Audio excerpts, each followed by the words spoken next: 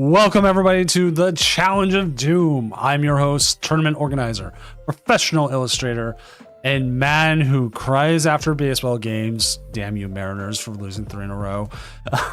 Senior Doom, coming to you live from the Pacific Northwest city of Seattle, where we have a very, very large building called the Space Needle, which if you are here, check it out. I mean, it might be a little expensive though now.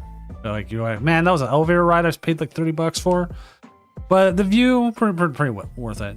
Well, joining me tonight is a special guest caster who's been, if you've seen him in the chat, and this is their first time coming on the mic, why don't you go ahead and introduce yourself? Hello, everybody. This is Crumbrion, Professor Crumbrion, if you've been to my channel before.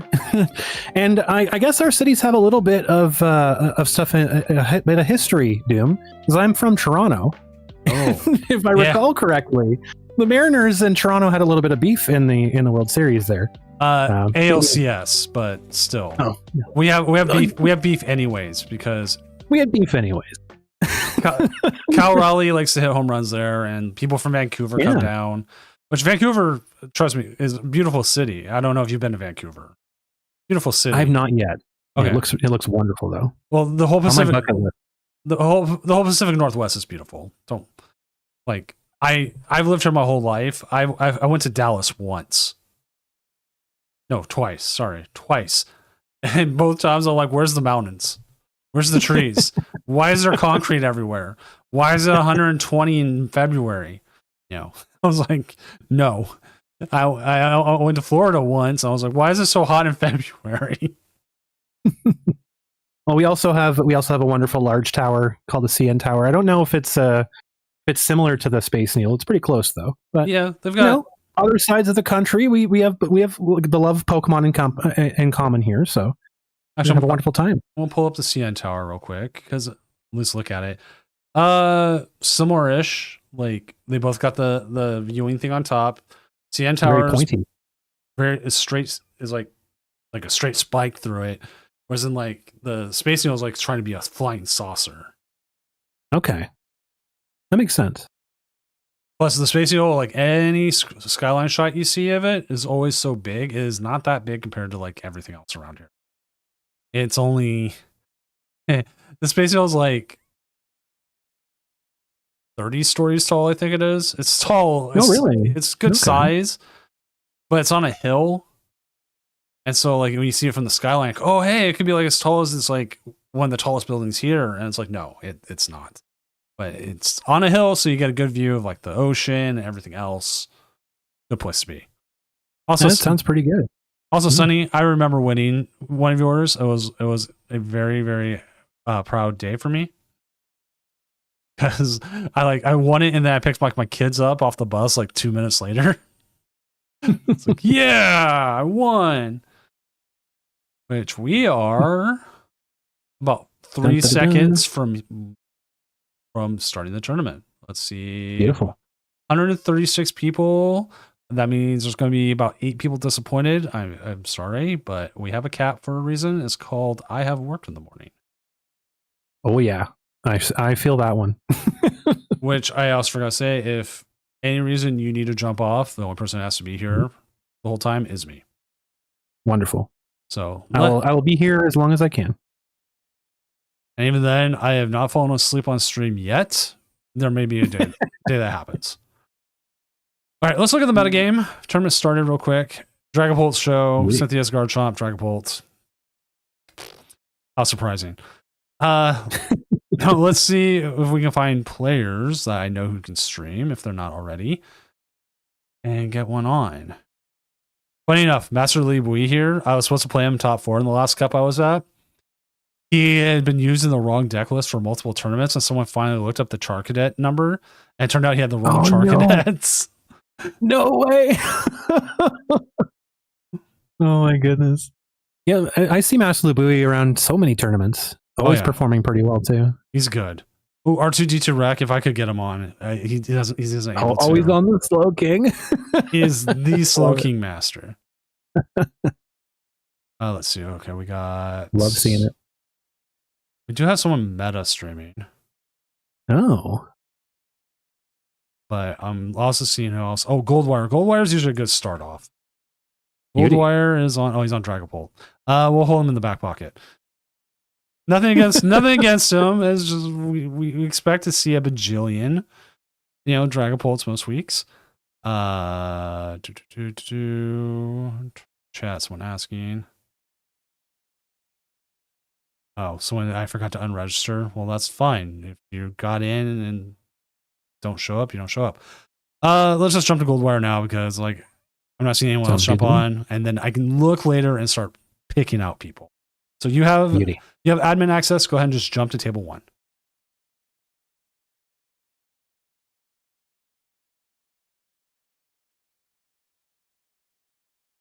All right, let's round's going, and they are. Oh, somebody's got an issue. Yay, issues. Let's see who Goldwire. You love round 1 issues. I'm guessing people just press the wrong thing. Oh, you know what? He's up against Starmie Frostlass. I will take that. That's a tough matchup if you don't know how to play it. Exactly. It's pretty rough. Yeah. All right, so it looks like they're getting going. Let me just at least get their names in, and then I will adjust the graphics after I do that. People can at least see, as we still have the remnants of last week's finals with Garchomp beating Dragapult Dusknoir. Which that is I would say is very favored towards the Garchomp. It depends on the first 2 turns, that one, honestly. If they can get set up in the first couple of turns, it's very, very hard to take out a Garchomp player, for sure. I find classic start for Starmie. Oh my god, that's horrible. All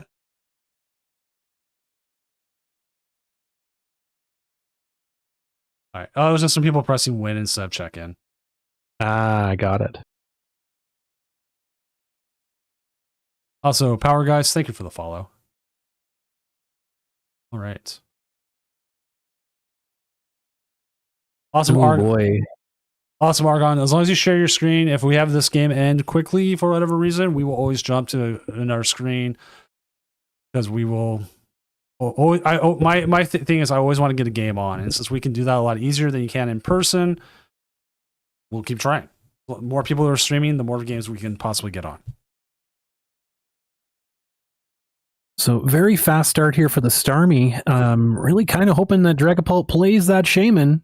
It's not looking. Oh, there it is. There's the Shaman. The savior. I will say, I've cut Shaman from my Dragapult Dusknoir, and I hit 3 Mega Starmies today. And I'm punished. I'm like, oh, I went 1 and 2 against them. Ooh, that's so brutal. It's literally like a game-changing card in this list. Into this matchup, it's necessary 100%. Oh, we see the Mega Starmie coming out here really quickly. Obviously a bit disappointed that it won't be able to take those Dracloaks on the bench, though. I'm sure would have loved to feast into that and get a first quick 2 prizes here. Now, how often, Doom, do you see the Mega Starmies here? How often do you see them using the Mega Frostlass? Because in the past, I played 3 of them tonight, and I have seen 0 Mega Frostlasses come out.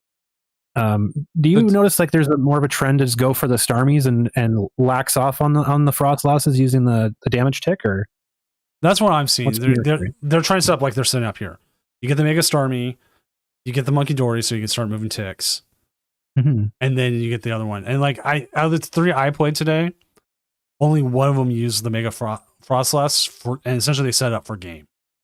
Really? Okay. I had a huge hand. I'd already used both my hand disruption, which was the unfair stamp, and a judge I keep in my deck.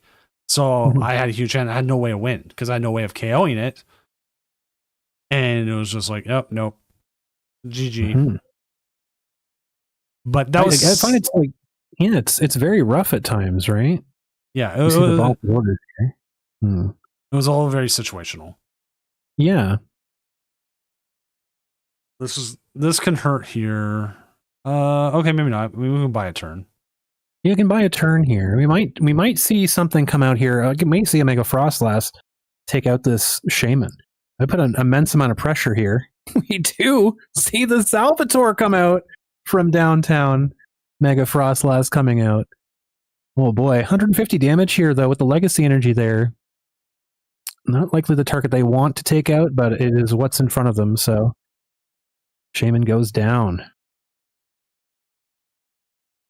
So we know Dragapult here's got the attack. Mm-hmm. But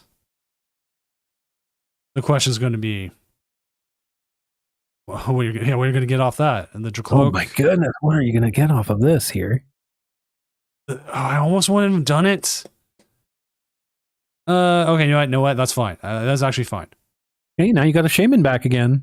Yeah, if you want to put the Shaman down. And you limit the damage coming in from the Frostlass anyways.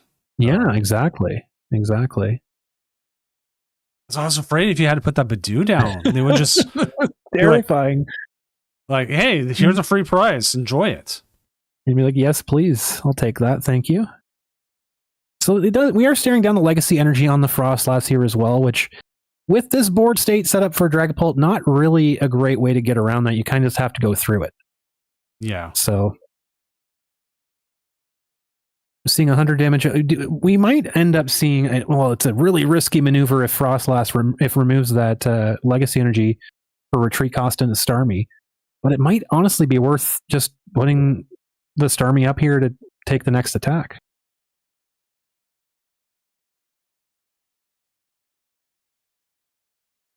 That's a huge release determination, though. Press the wrong button. I went off the tournament for the game for just 1 second. It's just a second, chat. I'm sorry. We do see the air balloon come down here onto the Mega Frostlass, so it does have that free retreat into Starmie. A little bit more damage than what you'd be getting out of the Frostlass, and a lot less danger for the Frostlass as well. Oh, this Monkey Dory. This is what I was afraid of. Having that, I can't reset check-ins. We ended up with 20 players not making round one. Oh, and with a cap, that's the worst thing. Yeah, and then all the people that missed it, and it's so unfortunate. So, well, happens. That's true.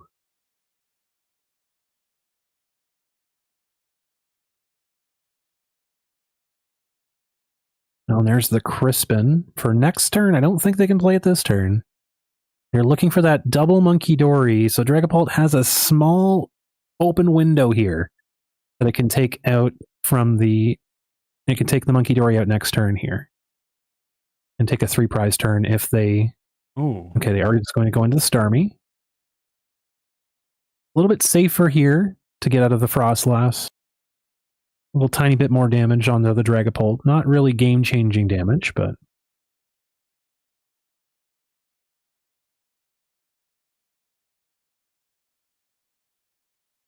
Ultra Ball, very interesting card to have in the situation as well. So we could see a hand of 0 here, and Dragapult and a fresh Dragapult coming on the board.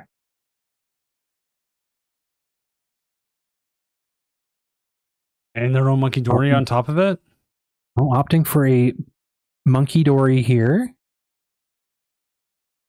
Well, Monkey Dory is going to allow them to fix some of the math. This is true. It's an important thing to get here as well, because now you can start going after the monkeys. You can start taking out the backup Frostlasses if you want to. If you had 2 monkeys, you could actually take out that Frostlass for 3 prizes this turn. So it does end up being a bit of a decision on where you want to put these damage counters. So I know you're a Dragapult Blaziken player. I sure am. How many monkeys do you run in your list? I run a single monkey in my list. It's pretty unheard of. I have been on the 1 monkey too. Yep. It's just... But I'm running Dusknoir lines, so I got a different way. Yeah. Well, I mean, we run the same amount of Dusknoir to Blaziken ratio, I'm pretty sure, right? It's a 2-1-2 or a 2-2-1, generally. And the reason that I have a single monkey in my list is because everybody and their grandmother knows that when you are attacking into a Dragapult, you just don't leave damage on board as much as possible, because they're going to run Monkey Dories and you're going to get punished. So I always found that having 2 Monkey Dories, I never used both of them.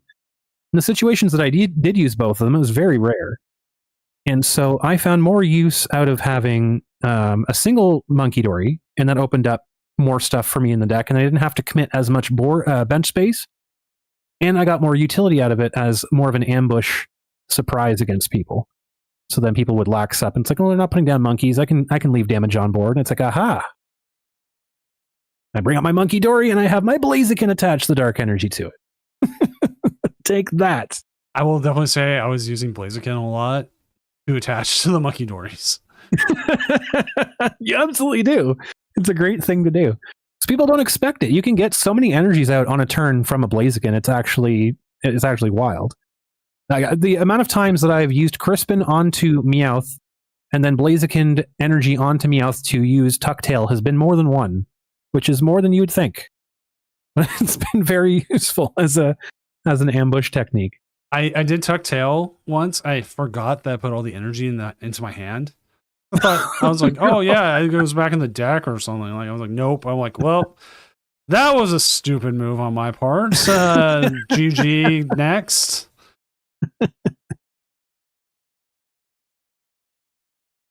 What's up, Trial? What's up, Trial by Combat? Hey, Combat, how are you doing? Also, Ruthless Hauser. I screwed up on the check-in a little bit too, so there's going to be more people miss this round than I intended to.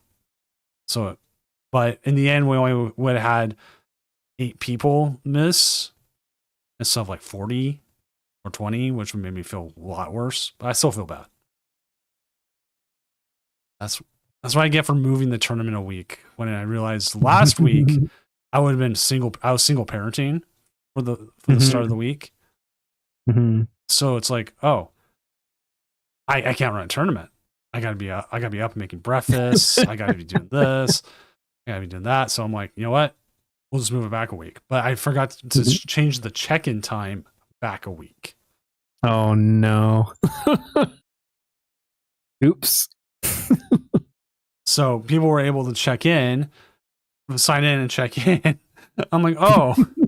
So I don't know how many people did that or how many people just missed, which someone did miss, and they called and they haven't responded. So yeah, moving on. This is a pretty good spot here for the Dragapult, obviously. Leaving the 20 damage on the Monkey Dory means that any 30 damage at all from any source can now be a Phantom Dive knockout. We're going to see a 4-prize turn here, which is going to set up a massive next turn here, because Frostlass can only take 2 prizes this turn. It cannot take multiple. It is meaning that Dragapult's in a driver's seat right now. One more Phantom Dive, and if that's not a Mega Frostlass on the bench, and it is game over at that point. I mean, they're even sitting on the kitty cat boss. Mm-hmm. Oh, that reminds me, I need to check where those are. I made, and they'll be on sale soon, a bunch of Meowth tokens. The oh, lovely! I love that. Yeah, and I'm like, and these should not get DMCA'd by Pokemon like my Pokeball tokens did, because these are like a generic thing. So yeah, exactly. It's no fun zone. Well, I got a DMCA from it saying the Pokeball tokens are too close to our intellectual property. I'm like, yeah. And they're like, can you please remove it before we take bigger action? I'm like, really? Oh. Yeah, all right. No fun. That's an interesting card to see in a Frostlass list, is Xerosic's Machinations. Generally want to have your opponent to have a big hand, so having a Xerosic is a really intriguing decision. I've seen more players using it as a way of, oh, they just got KO there. It doesn't even matter what they just do. have a KO on the Phantom Dive. That's it. That's all she wrote. As a way, that's boss's orders. Yeah, there's the boss too. as a way to do hand disruption without shuffling, like your opponent still gets like to choose and everything, Yeah. but you can make them get rid of things that they might absolutely want later. That's true. I personally haven't run it, but I mean, still could see it. I know it's a great card for matchups like Alakazam and stuff like that. So let's jump to table 4 and see if Zesty Armadillo is still playing. sounds good.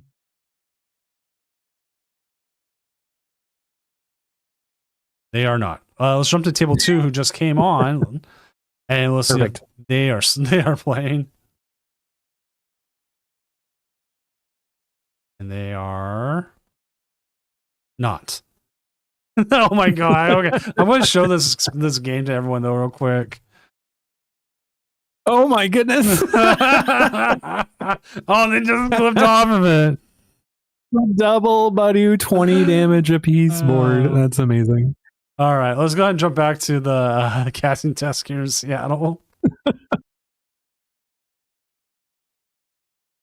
That was phenomenal. That's great. That was. Do you miss Arctina every day? No. Miss a lot of decks I miss. There we go. Let's update the standings. We'll look a little bit more in the meta game and see what's already doing well, what's not. I do not miss Mew VMAX. Even though Mew VMAX It dominated the meta. Holy cow. When we still had lunch breaks, Mew VMAX was still around. I was playing Gardevoir the first time. This was Gardevoir's first like tournament in Portland. We're still using Miriam in the deck because we didn't have Super Rod yet. Okay.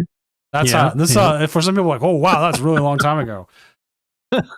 I'm winning against certain decks. Like I miss my winning in on that. I've missed every regional winning in I've been in. Like I was telling you earlier about the cup curse too. I've been cursed on winning ins and cup finals. Yep. Don't get it, but it happens. It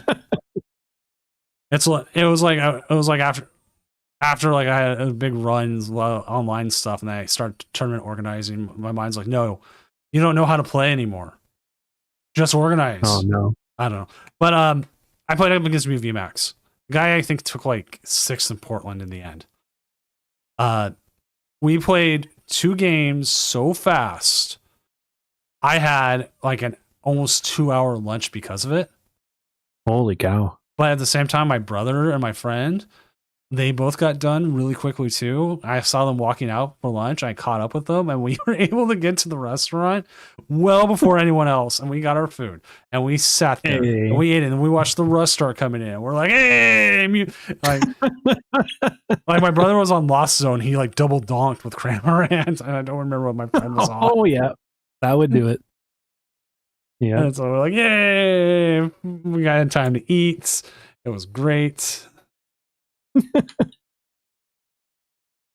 So you've been to quite a few regionals and you played in quite a few regionals. There's been a discourse recently. Oh, go ahead. Mostly West Coast ones. Yes, West Coast ones. I don't know if you were in the mix of things when they had lunch breaks and like breaks between, so that people can take a breather between games. But there's been discourse recently about lunch breaks potentially coming back to the game if people want them, if people don't want them.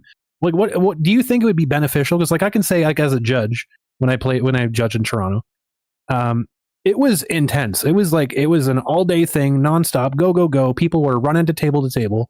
I could see why people need a break, but I don't know if there's room to fit that in there. Like, what do you think that's even possible? Don't. And then the problem is that we have, and this is another problem is just how many players we have now. Mm-hmm. When we were doing like 400, like I could see it. Like we'd have like 400 TCG, maybe like 50 juniors, 70 seniors. I'm just throwing numbers out there. And then whatever VGC was. Like I played in a VGC regional, we had 151 players. And that was like height of Sun and Moon, like early Sun and Moon. And it was sort of double, so like we really hit it. What ended up happening, we didn't even end up with a lunch break because the tournament was so much smaller. Yeah. They were like top 8 same day, top cut same day. I was like, wow, that's really fast. Holy cow! Yeah, VGC, you can, especially that meta. We were playing like whole sets in like 25 minutes. Oh wow! So things that's so fast. Yeah, it's so fast. It moved fast. And now even VGC still has way bigger numbers than that. They're not as big as what we're hitting, but it just once these numbers also, you're going to overwhelm the food places. Mm-hmm. And that's the big thing too, right? Yeah, I will say Seattle had just walk up and go kind of stuff.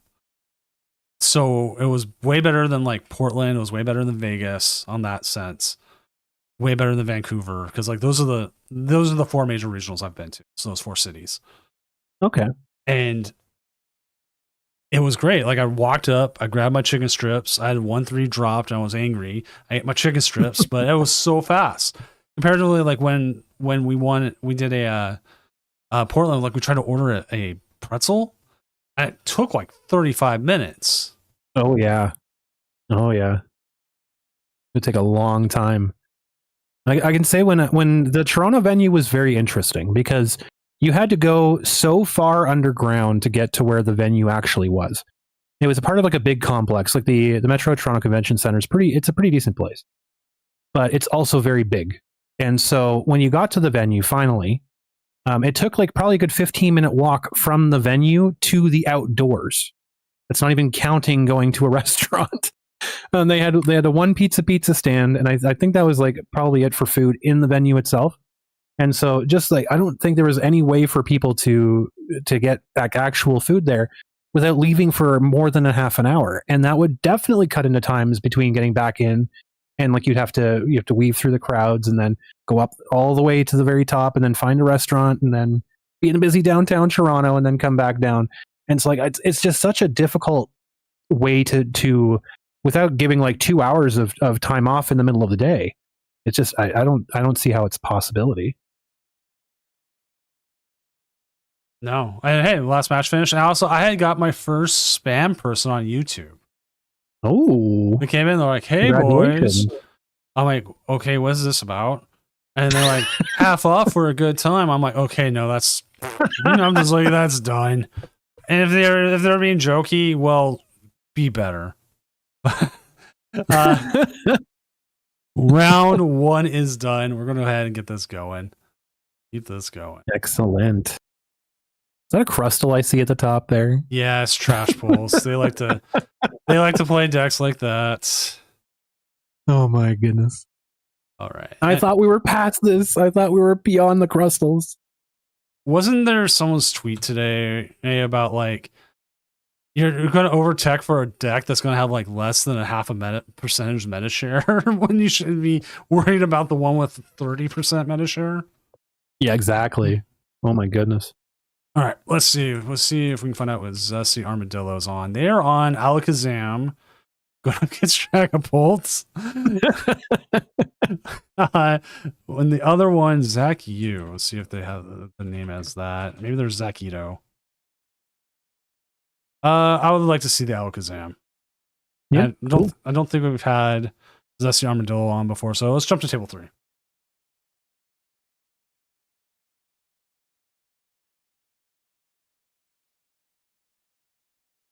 All right.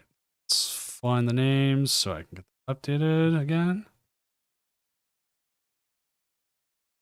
Everyone plays Better Hungry? I don't know about that. But I was also someone Ruthless, I think it was you, said we were running on pure spite and caffeine through Vegas. That was pretty much me. It sounds accurate. And that's why I hate Marnie's Grimmsnarl with a passion. That spite just flowed over. Not the fact that two of my 3 losses came to it, and the other one was a Terra Box deck where I beat it. They beat me with Water Pong game 1. I beat them with Bear game 2. Oh, They took a whole bunch of like quick KOs, and then I used Bear And they took a KO, and then they couldn't attack it back, and then I hit bear again. Like, Unbearable. yeah. And then game 3 came down to I whiffed boss, and No, that's the I was like, worst. that is the worst. I was like, well, that's odds for you. Where's Meowth when you need it? Not Yeah. in format. Completely gone. And then Dang it. the last one, I prized Badoo, both Badoos against Marty's Grimsnarl, all 3 games. Oh my goodness. Have a good one, Cash. Take care, Cashman. Once this game gets going, we'll jump on it over and we'll get this. Watch this. Beautiful. Alakazam's been a tricky one for me recently. Alakazam's a tough matchup. It's definitely again like it's something that like people say like, oh, you have to tech in, like you have to tech certain things for. It's been a revolving door of tech for Alakazam recently. That's for sure.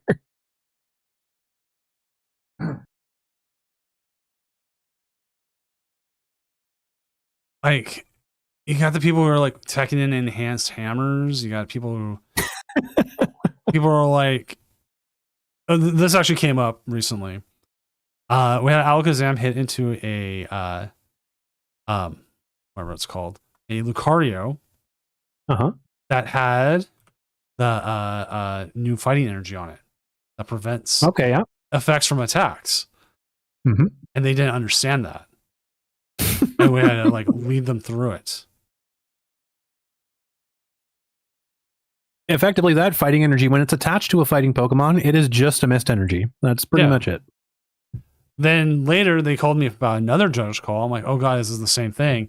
They were wondering why Alakazam didn't do weakness damage to a Lucario. and it did take a little bit. There was a little bit of language barrier. Google Translate's not the best thing. And it was like, no, you don't do weakness. You are 100% not there. Imagine if it did.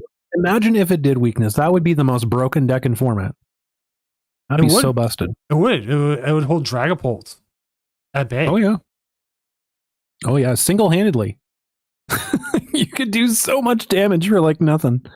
Which also now we're seeing the handheld fan. I have seen that. That was very interesting. Speaking of, right there. With this being an open list, and if you know how many stadiums you play versus your opponent, do you even put the battle cage down? Generally, if Alakazam's playing 4, then I think you just put it down immediately. Because like you can get them to burn their stadiums early, especially if they don't have tech to take care of that, right? In Japan City League, some Dragapult lists have started, it's been slow progress, but have started including Chi-Yu. This is something that I've included in my list for a little while now, because when I first started seeing it in Japan, I'm like, that's a really good idea. I started using it. But some Dragapult lists are slow to take it on, and I've seen some of them recently in more of the like North American / European tournaments moving to Chi-Yu as well, which does end up helping this battle cage scenario a little bit better for in terms of Dragapult. If you can get the Chi-Yu out there, Ground Melter, get rid of those battle cages, late game, you keep your stadiums that are important for you to crucial moments in time. So it does sway a little bit more in favor for Dragapult if you include that little fish. The little fish keeps coming back. So you're seeing our opponent over here has 3 Ultra Rare Dreepies and 1 regular. I had 190,000 of those crystals. Oh yeah? I spent, and this is after even getting more, 210,000 crystals opening packs to get the 4th Dreepy I needed. You got it? Oh my goodness. It took that long. I still have 40,000 I still have 40,000 crystals left. Yep. So I'm like, okay, I'm still kind of fine like that. But I was just like, I couldn't do it. And during that time, I pulled 26 Dracloaks. Really?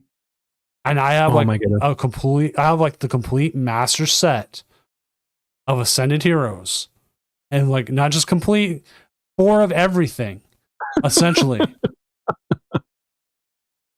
I have been trying to get the 4th Dracloak forever. I can't pull it. I literally cannot find it. It is like I've probably gone through, like, I can't even count how many things I've gone through. It's just like, well, I guess I have just to wait 26 weeks. Did we just freeze? It's gonna be.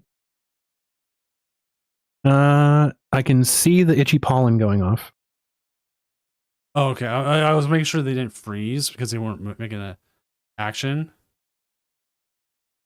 Yeah, I can see the little stink clouds from the pollen still going. Dang, Mr. Big Crystals over here. You know what helped? When Live first came out, TPCI was giving out crystals to like content creators like Crack.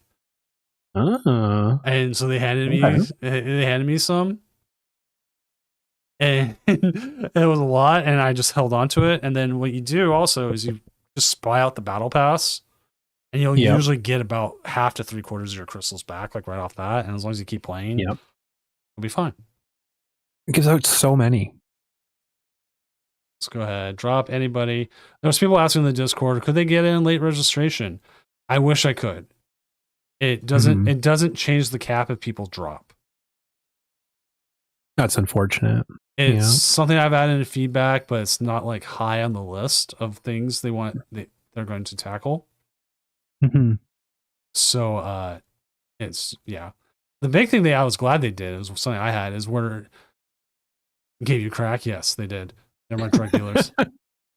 I think there might be an issue with the Dragapult player. Yeah, I'm going to go check. So we're on Zesty Armadillo. Oh, game crashed. Okay. Okay.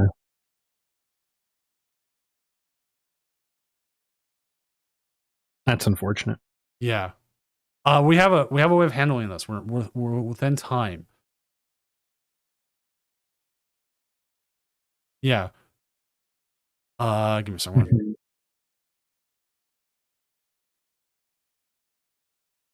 Yeah, their game crashed. Let me unmute Zesty iPhone.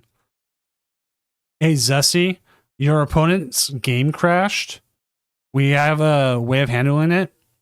So if they do show up in chat, I'll go over it. But if they don't, this is just let the game play out and you win. Okay. I know you're muted right now, but you should be able to hear me.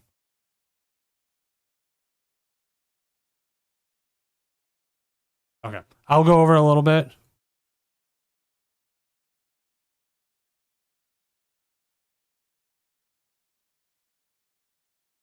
All right. Because this happened so early into the matchup, we can do we do a reset. It's where the player who did not disconnect gets to choose first or second now. The coin flip's lost. And so it's on Zesty Armadillo gets to choose. If Zesty Armadillo does not like their opening hand, they can say, let's restart the game one more time. Then you just play it like it's a normal game. Mm-hmm. But if Diego disconnects again, that's instant just loss. At that point, there's some sort of issue going on. Mm-hmm. So that's how we handle it. So that's pretty fair, honestly. Because it's not fair to a player if the game crashes on them, especially with like this much time where we can still get a game going. Exactly. All right. I had a game earlier today. Oh boy. Did it crash? I somehow still managed to play through it. And I somehow managed to win this game. But I have no idea how this happened at all. It was the return of the card select glitch, but in something you've like never seen before. It was in turbo mode. Literally didn't even do anything. I went to go do my recon directive. My Dracloaks pulled the cards up. Okay, grabbed one. Went to do recon directive number 2. It showed one card. No 2 beside it, nothing.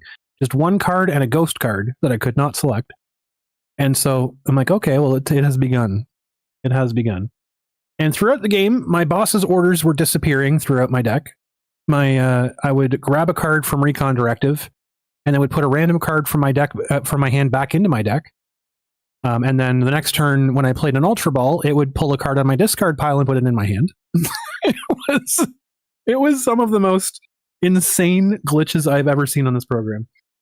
All right, so now as we're seeing here, this is where Zessie has to make the choice. Do I want to play this hand out or not? It looks like they're going to play the hand out. I don't know if he wants to play that hand out.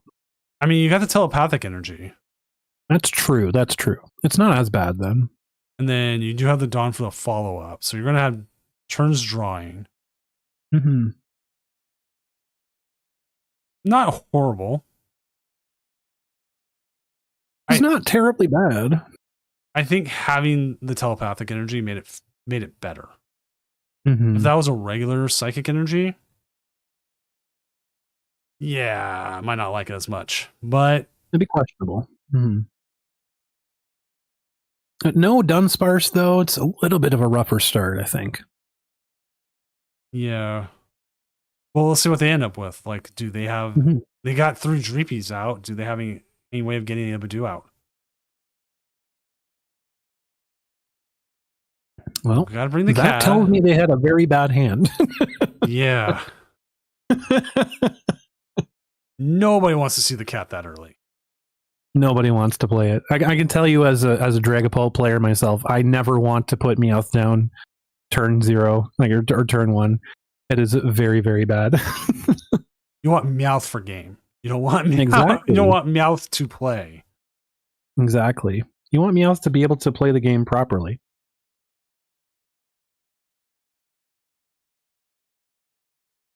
Surprisingly, a lot of the people who did miss round 1 are playing round 2, so it wasn't as big. Oh, okay.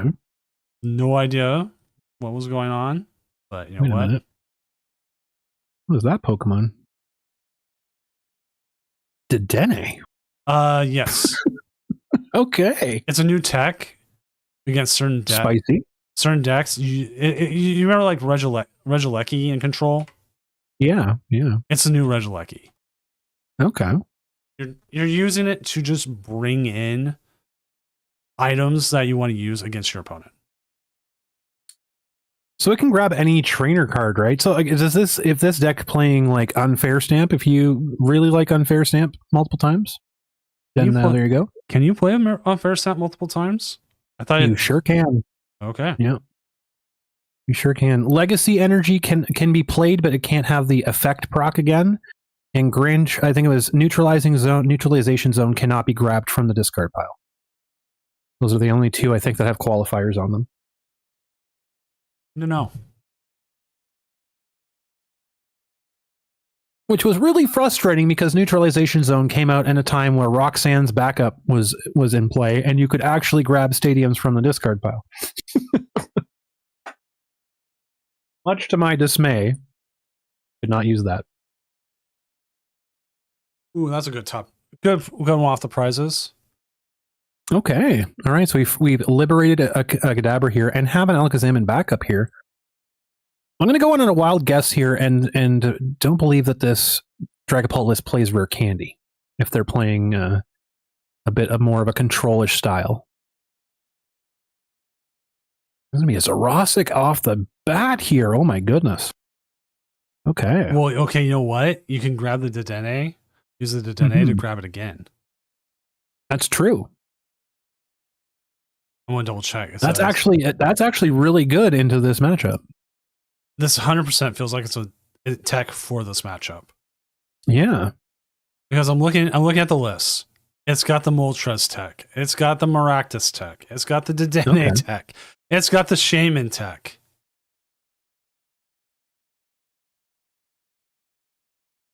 So we're seeing more of like a control toolbox kind of Pult, which is intriguing. And that's very cool. And that Sonar can just grab that Zoroark right back. Get it right back in the hand. Oh my goodness.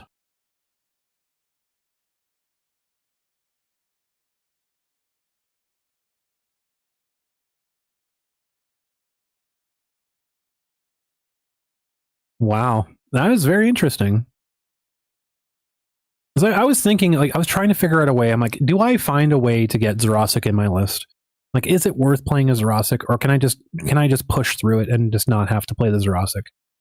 But like, this is a very intriguing take on it for sure. Being able to use it multiple times, it actually does have more worth that way. Especially considering Alakazam can just draw so many more cards. If they can find a way to Zerosik again next turn, then that's a lot of cards in the discard pile immediately.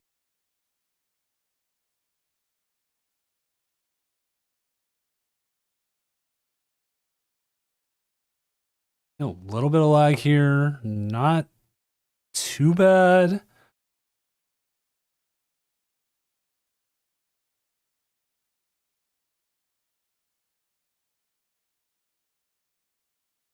That should be plenty to take out whatever they want here. Going after the Drakloak here, intriguing. Well, this list plays 0 rare candy, so you know that they're not attacking with a... That's true. That's very true.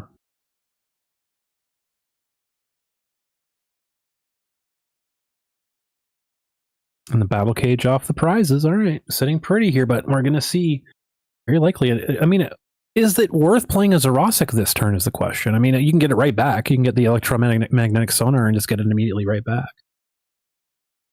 That was one play that I saw at a cup that I judged this weekend where someone had counted out the amount of cards left in the Alakazam's deck. And they thought to themselves, if I Zerosik this turn and put them down to 3, the 3 plus the cards in their deck cannot mathematically add up to a KO on Dragapult. So I will just win the game off of that. And they ended up doing it. And sure enough, the Alakazam did not have enough to be able to get an attack off and get that energy. Wow, there's a Ruffian in the deck too. I want to double check. Oh, it's in there. It's in there. It's in there. Okay. Get it right back in there too. All right. Always double check the text like that. That's another card that I've seen floating around more control lists, and it's very interesting to see a Dragapult list being played like more of a control style. Very intriguing.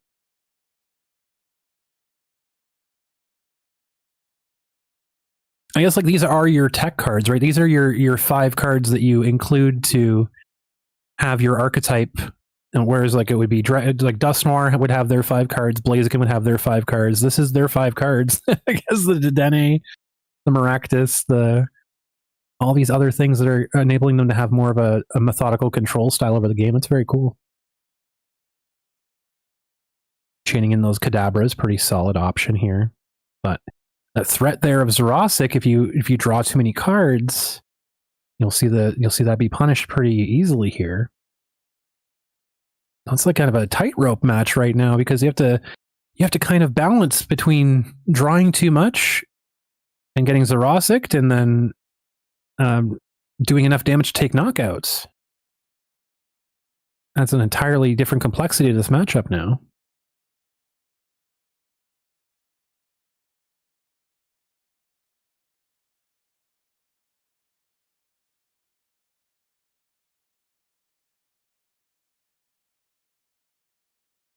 Remind me, is the Genesect?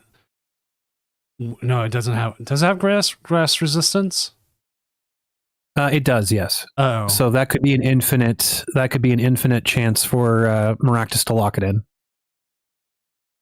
That's what I was worried about. Yeah. Like, as soon as I saw that, I was like, why would you want to put that down? Generally, it's a great card to play into Dragapult because you lock them out of the unfair stamp, and not many Pults are on Tool Scrapper yet to be able to make use of their Ace spec like that. So another one is they block them from playing the Hero's Cape. They've not already put down Hero's Cape. So it's a great card most of the time until you run into that Maractus, and then you get stuck in the active for the rest of the game and can't do anything.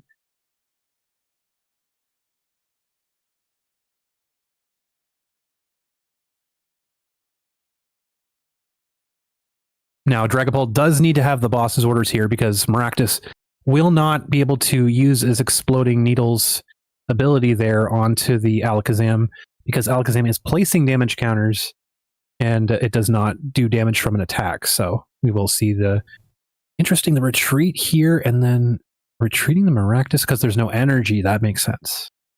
That makes sense. Hoping to stick them in the active slot. I don't know if I would have... I guess you kind of have to. You're bleeding prizes at this point, right?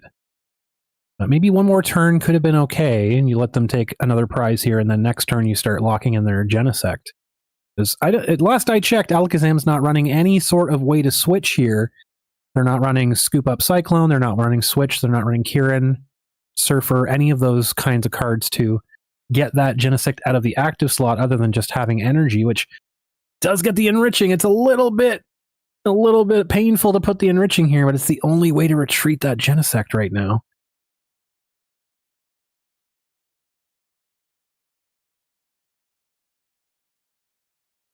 And it is difficult to deck out an Alakazam, but it's not impossible to deck out an Alakazam either. I'm not sure if a lot of people understand this, but there are situations where you can deck Alakazam out even though they have the Dunsparce to go back into the deck. If there are 0 cards left in their deck, if they draw their final card for their turn, they cannot actually use Dunsparce because part of the condition of Dunsparce's runaway draw is that you draw cards before shuffling it into your deck. So it's going to be an interesting thing to see if, because I do believe that some of these control Dragapult lists do run Comfey as well, the Flower Shower Comfey, to force them to draw cards as well. So not sure if that's included in this list, but it is something I have seen.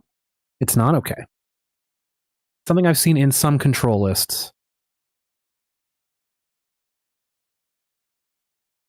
Counting up the number here to see if they can take a knockout on the Latios. It's pretty good. And I would just leave them one knockout away from taking game. At this point, though, do you just want to take out the Maractus? It might be a good option, honestly, because that's going to be your lose condition.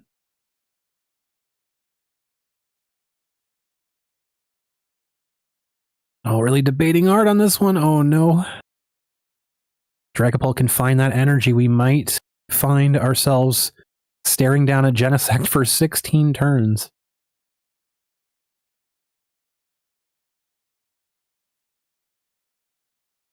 Over on YouTube, they're saying Boss Maractus. Mm-hmm. I think it was probably the smart move to take out the Maractus, because you don't take the damage from the Alakazam taking a KO on Maractus, so there's no downside to knocking out Maractus. Now we're in a bit of trouble.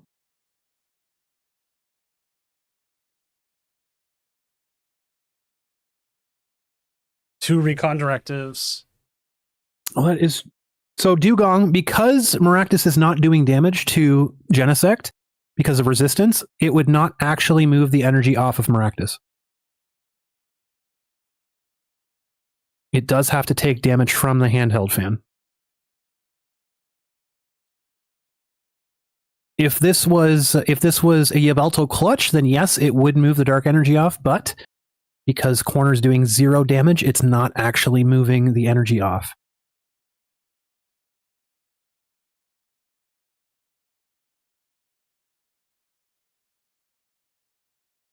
And this looks like it just there. Like the player starts circling around. Hey, look at the fan, look at the fan, look at the fan. Yeah. Not there. Not working. This is why I've seen some Alakazams, not many, I've seen some Alakazams running a single copy of Mist Energy to counter this kind of play, because this is the only way you can stop this Maractus from locking in your Genesect. Otherwise, you're going to be staring down the rest of the game. You don't have a Steel Energy to attack with Genesect, so you just kind of have to sit here and deck out, unfortunately.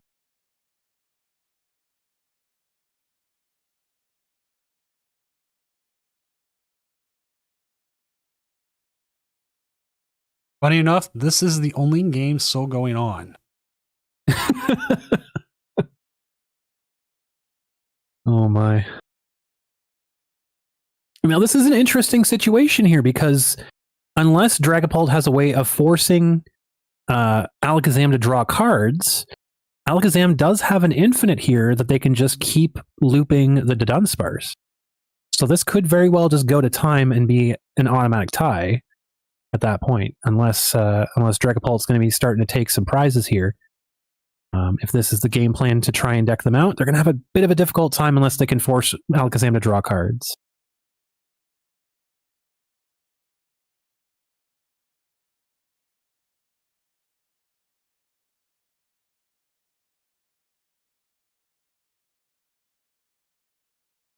Which is why you do see some of those control lists that are running the Maractus type of engines and those things. They do play the Comfey, the Flower Shower Comfey, which forces both players to draw 3 cards. That's why you see that inclusion in some of those decks.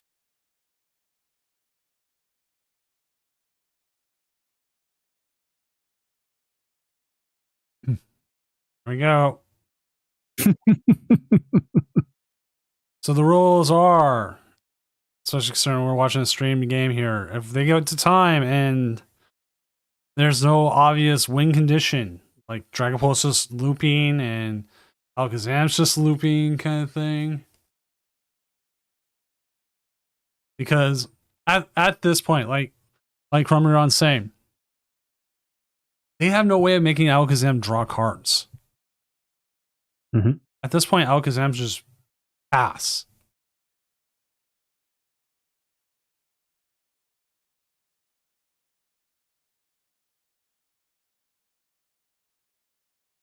Now, there is a small chance that Alakazam can do something here. A very small chance. Whereas if they can burn out the energy from the Dragapult side, they could boss something and stick it in the active slot and then get a knockout with Alakazam the following turn. Very unlikely, as if we're playing if you're the control player, they're very astute to that fact. And so they're very likely holding an energy back to make sure that doesn't happen. There's a Night Stretcher just to... Okay, we're getting the Dracloak, all right.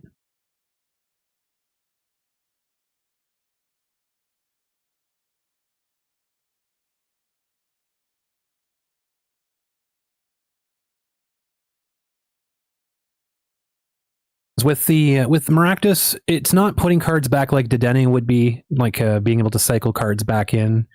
Doesn't have the ability to kind of have that infinite loop of like Judge or something like that to get cards back in the deck. So Dragapult will eventually run out of cards here unless it makes a move. But if that happens before time, it's a good question. There's 6 minutes left, so we'll have to see how it gets played out here. Iraq was 0123. Thank you for the follow.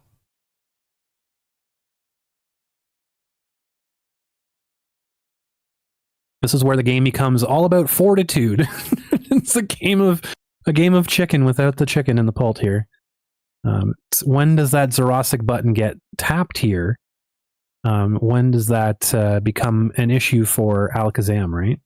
Right. Mike, over on YouTube, they've played this Rosic already. It's in the discard pile.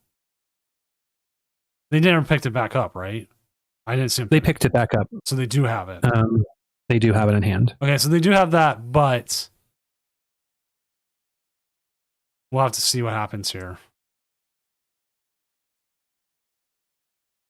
That may be what they're looking for, is this Rosic turn retreat, start taking KOs. I think what they're kind of trying to plan for is to get them in a situation where they can't draw enough to have the Dunsparce work out for them.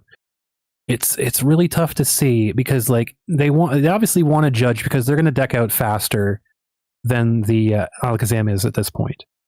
And so they're going to have to Judge themselves to make sure that they can avoid deck out themselves. It's very interesting to see them playing cards here. The Lily's Determination to put those cards back in the deck, but not going to be enough here. I think the Alakazam might have an edge here unless Dragapult has something up its sleeve. It's a very interesting choice to discard a bunch of cards and then hit Lilies there. It was a bit of a detriment for the Dragapult player.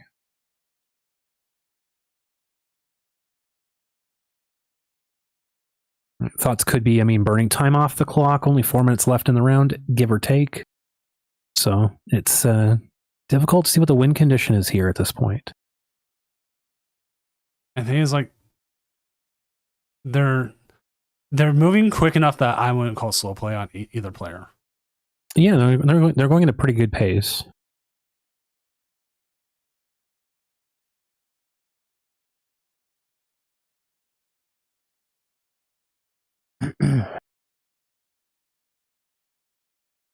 Getting down to the nitty gritty here. They should have a lot more supporters. They should have a judge in the list. Obviously, they would want to Zerosik before the judge hits here. So this is like the last huzzah here for Alakazam. If energies are prized for Dragapult, and if Alakazam can catch them on a turn where they don't have energy or access to energy, they could win the game off of a stalled corner.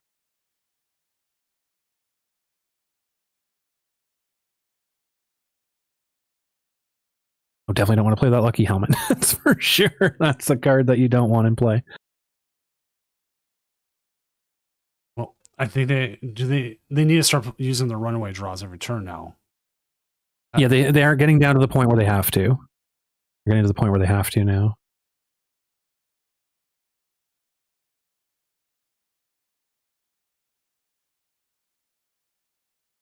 Yeah. There's only going to be 2 cards in the deck after this. So as long as they can draw 1 card, they're good for the runaway draws, but getting very spooky for them. Very, very spooky for them. I think we might be seeing a play where they're going to force them here, but we could see the Zerosik come out on this turn. It'd be pretty detrimental. But assume Zerosik's going to hit the board and then judge from the Dragapult player here.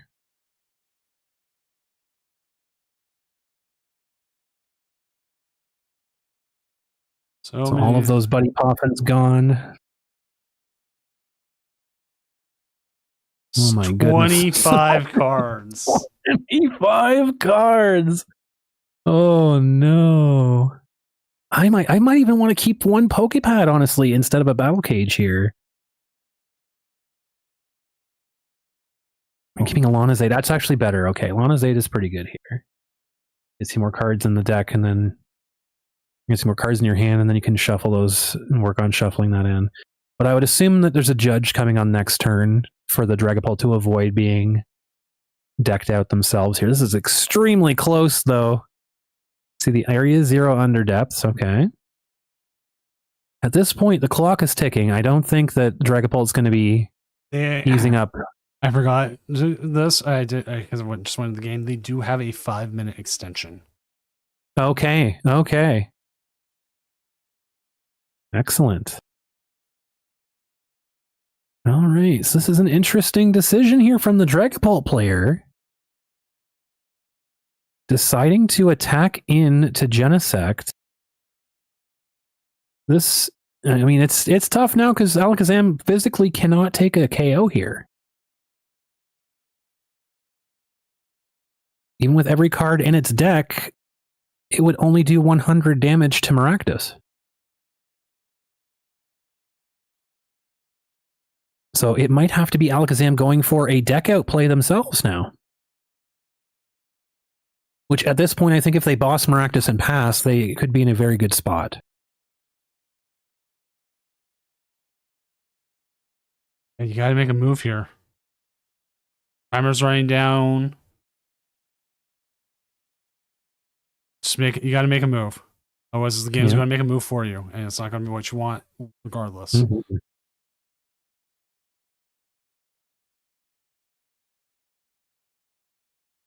Oh, this is such a tough turn here as well, because it has to be the Lanazade being played, but you want to boss that Maractus this turn. They have a 5-minute extension chat because we had to reset the game.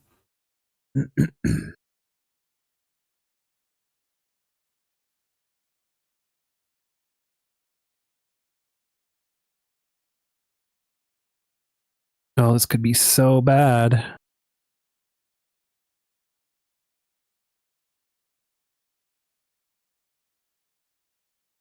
You can't afford to evolve any of the Alakazams either because you're just going to draw yourself out.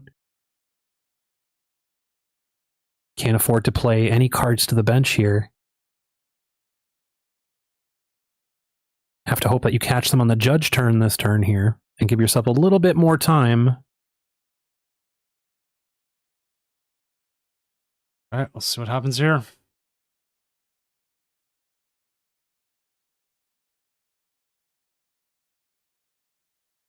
YouTube's saying you can skip the draw. With Alakazam? Yes.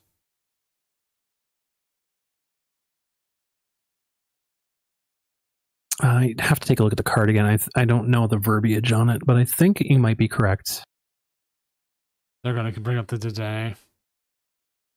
Okay. They need to do something here. Ruffian doesn't really do much. Oh. Well, actually, hold on. Now Alakazam can't knock out Dedenne. So they have no energy left in their deck.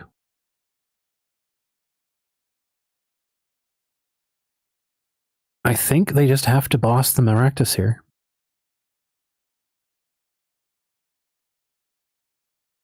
Depending on what they grabbed, I think they grabbed Lily's Determination, if I recall correctly. Right. We see the runaway draw. Yeah. This is the only way that Alakazam can survive. They cannot physically win the game anymore. They gotta hope there's no judge, then, right? Yeah. I mean, there's going to be a judge or a Lily's Determination this turn. And if there is, I think that's just going to go to time at that point, because I don't think either player can win. Maractus has a 2 retreat cost. We don't see Latios. There is the Lilies that got grabbed with the Dedenne. Yeah, at this point, it's just a tie. It will probably take more than a few minutes for these turns to play out, unfortunately. Because it will end up that Dragapult likely doesn't win this one. It's likely going to get decked out. Because Alakazam does have the Infinite here, and Dragapult has no way of stopping this Alakazam from continually getting cards back in here with the Dunsparce. And they have no way to retreat the Maractus at this point either. So it's just going to be... that will be it at that point.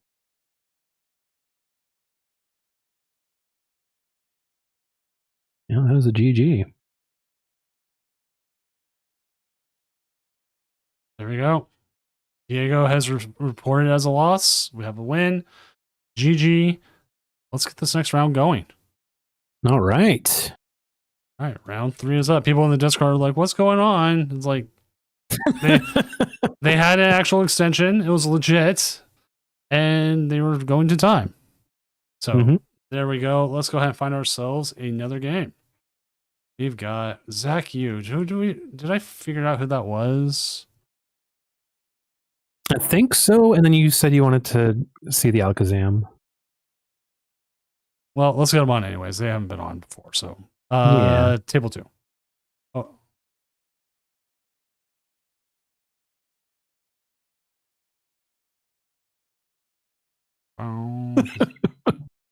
Dugong. All right. Surprisingly, they're playing a Pulse Sparse, so you know what? That actually makes it a little bit easier to find. The 30 Pulse Sparses. Let's see, Pulse Sparse.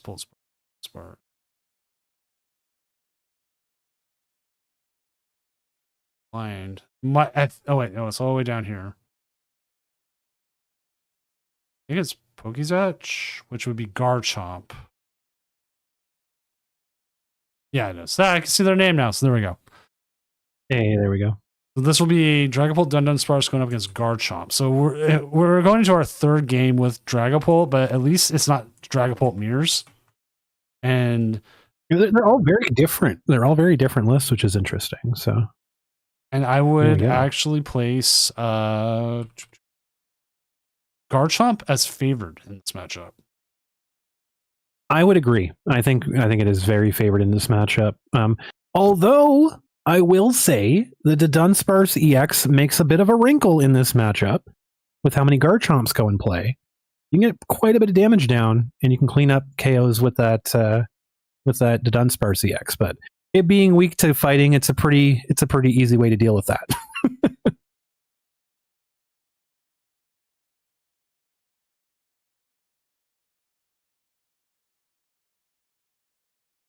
I always like to say when I'm talking about the matchups for any sort of Dragapult into Garchomp, you can generally tell the temperature of how the game is going to go by turn 2.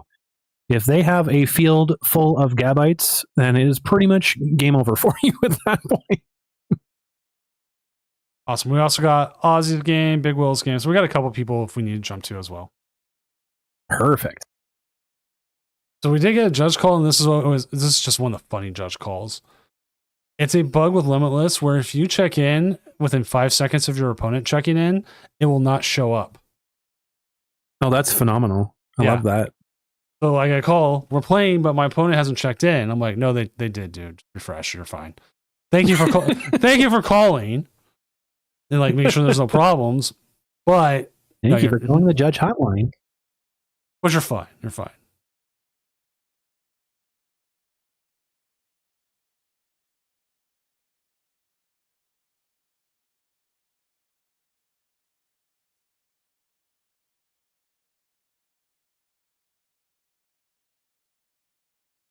I'm assuming some people are starting to drop or not show up. Like, yeah. I would guess so.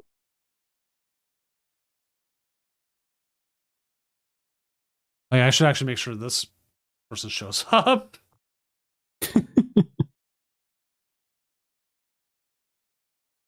Okay, they did check in. They did. Nice.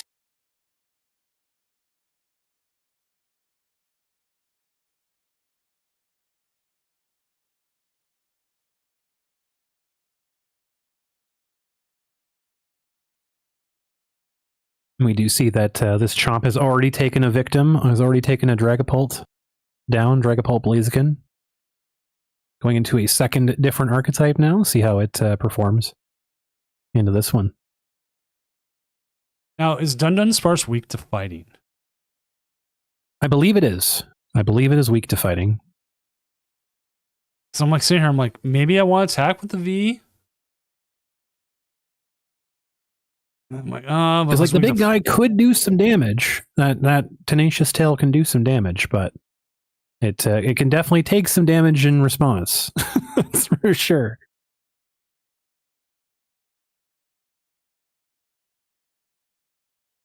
Definitely a deck archetype that's been popularized by the most recent regional that we saw, for sure. And it's been something I've seen a ton of play over the past weekend as well in games that I've been watching and games that I've been judging into. And it's interesting to see because even though you have a ton of draw with the Dunsparces, if you have a very bad start, you just can't really recover from it like other variations of Dragapult can because they're missing a lot of very important things in the deck. I noticed that some of them don't run Meowth, some of them don't run Fezandipity. You don't have late game attacks with Blood Moon or Saluna. And it's very do or die on the Dunsparce is getting you what you need.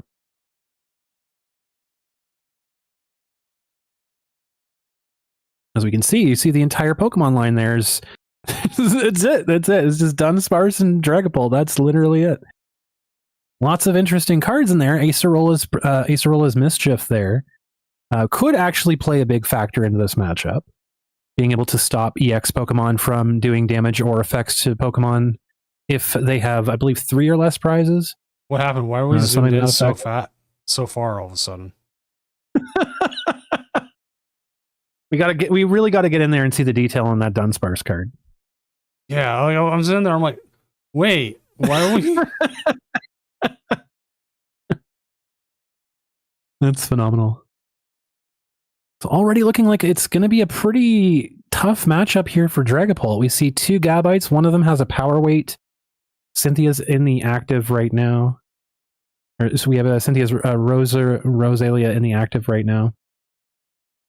But the Itchy Pollen here might slow things down enough to give the Dragapult a chance to play the game properly. So all really depends on if the Gabite can be found on this turn, and it can. Start your engines, folks. Here we go. We have the infinite Pokemon glitch now, and here comes Lily's Determination off of the Itchy Pollen, giving 8 fresh new cards, and that is nothing you want to see if you're Dragapult for sure. 2 power weights hitting the table here. I don't believe that Dunsparce Dragapult is on the Tool Scrapper train yet, but they might run Jamming Tower. I don't think they do, but because they do end up running the Hero's Cape, so I don't think that they have Jamming Tower in the deck. So it's going to be a really difficult time to take out these Gabites, which means we're going to see some Garchomps hit the table no matter what here. And the Cynthia's Spiritomb coming out for good measure as well. Oh boy. It's a bit spooky. No rare candies in this list either, so Dragapult is likely not going to be hitting the board if this is a traditional Dunsparce Dragapult list.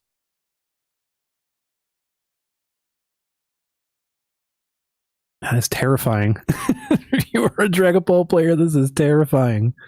I would toss the monkey. You almost very rarely use the monkey in this matchup. Yeah, there is never going to be damage left on board. That's significant. Only situation you'd be taking it out is like right now, if you could take out a Roselia, you could take out a Spiritomb with a Phantom Dive, but this list not running rare candy, I don't think it does. It just means that you're going to be getting Dragapult out way too slow to react to the board that's going to be in front of you here in a few moments.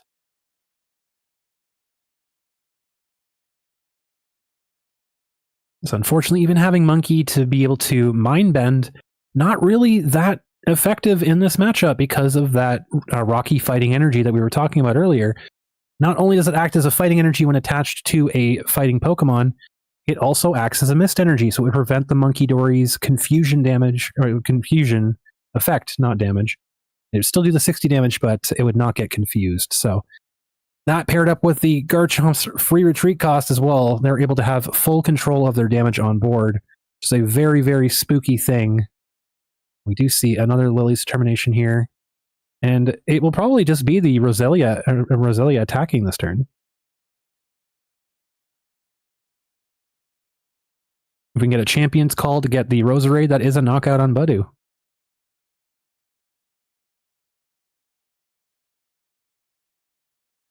Oh, we are retreating, okay. Going into the Gabite. Opting not to attack this turn, it looks like.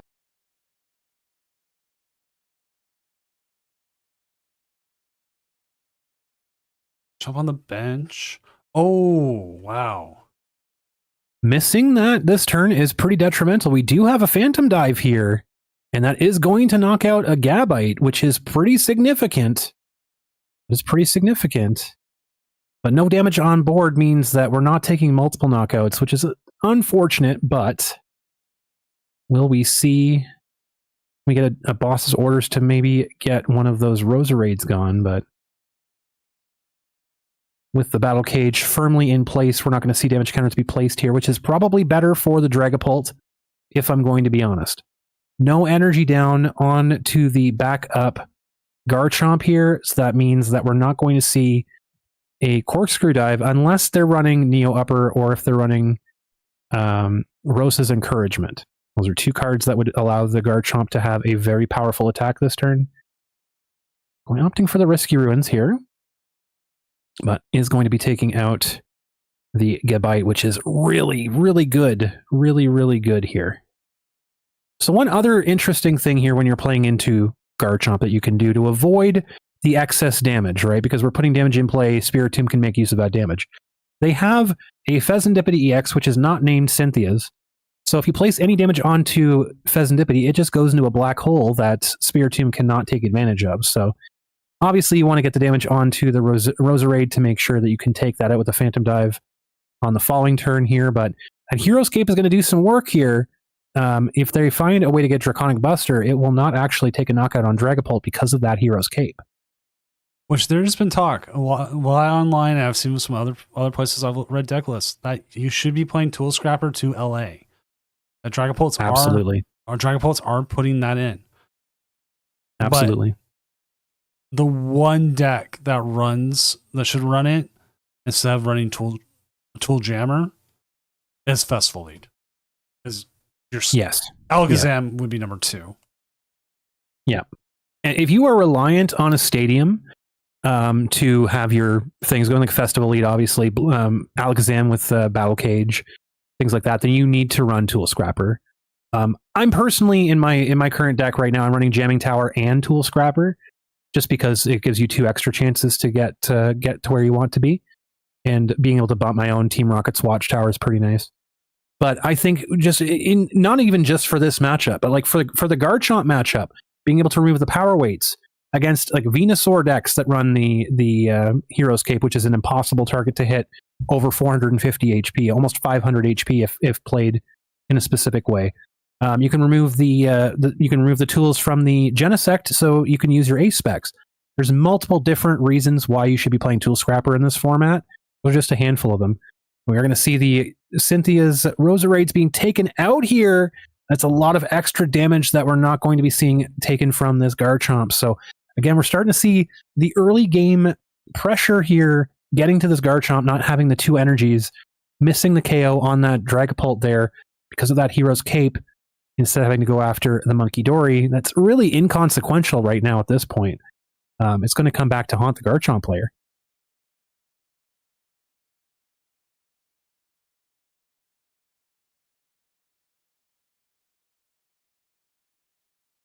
Risky Ruins. Risky Ruins putting in work. There's a card you One don't see stadium a lot. that we do see. So we don't see a lot of premium power pros lately. Yeah, there's not many power pros. Garchomp doesn't play many because they just have the cheat code with their Roserades, which actually goes into what I was about to say. The stadiums we see in Garchomp, if they play a stadium at all, because most of them don't even play stadiums. A lot of stadiums we're seeing creep up are the Forest of Vitality. So in situations like this, where both Roserades get taken and targeted down, then you can instantly have the Roselias back down and then instantly evolve back into Roserade. So it'd be telling to see if this list does play it, because they're lacking the damage here, and this Dragapult surviving that Draconic Buster is really massive for them on this turn.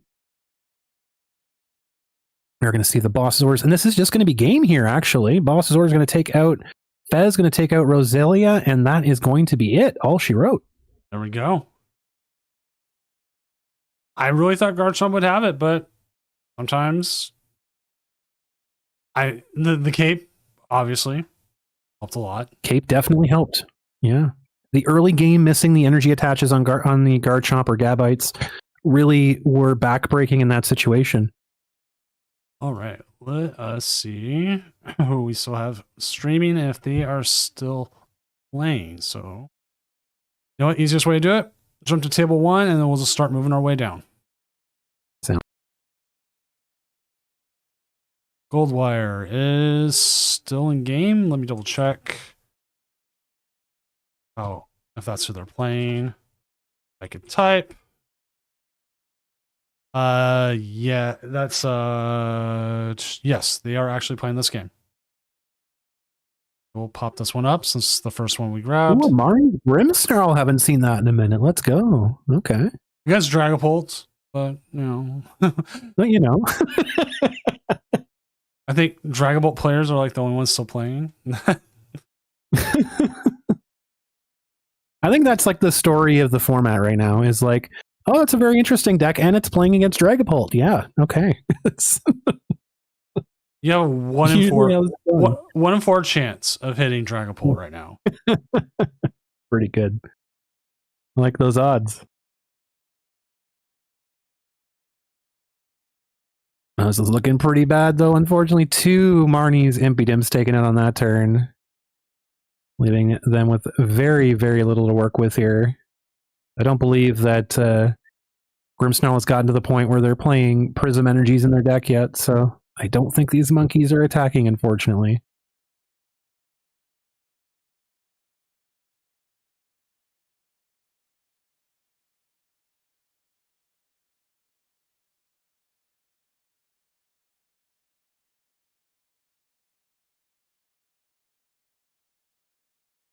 Okay.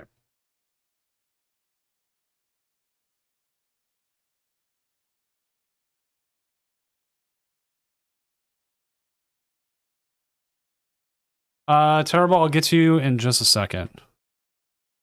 Oh my goodness. we need to see a judge here on this turn or an unfair stamp, or it's going to be a very rough next turn here for Marnie's Grimmsnarl. Oh, there's a petrol. Do we see the unfair stamp? Okay. This is one that came up. The person just lost the game. And 3 minutes later, they called me saying my game was bugged within the first 10 minutes. It's past our 20-minute time, but they also 3 minutes already. Mm-hmm. That is a game loss. There's nothing we can do about that.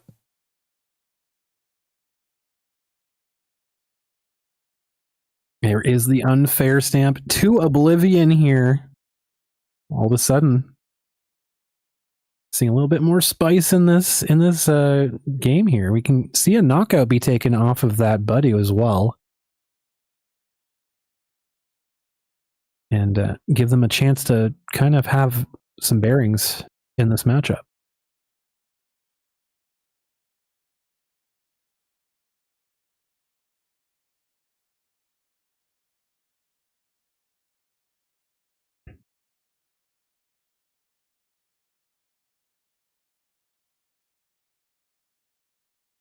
Yeah, I do think the Yveltal comes down here. I don't think we see it retreat in anything, but yeah, Grimmsnarl has been a resilient deck for sure. It's lost a lot of its wind after rotation, taking away some very big pieces. TM Devolution was such a huge loss for this deck. It had so much control with TM Devolution. TM Devo. I mean, I played in other decks. It was a very good, if not underrated card. Oh, this should do it here, I think. Boss's orders off the recon directive. That is backbreaking. Ay. Oh, going after the Yveltal here. Yep, taking out the Impy Dimp Yveltal. And then right back to square one here. And that's going to be all she wrote there. I don't know how Grimmsnarl comes back from this one. Okay. Terrible to answer your thing, because it kind of was. Yeah, if you're not sure about like something that's happening, just call a judge and then wait until you get a victory screen, and make sure you if you get a victory screen to screenshot it in case there's any contention. But some people will literally just say loss and then leave, like exit out of the game and make you wait. Make you wait to timeout. So. Oh, I never updated the round. Boop. There you go. Wait, no, it is round. Wait, it is round 3. I thought it was round 4. Nope, sure is round 3. I did update. Just didn't.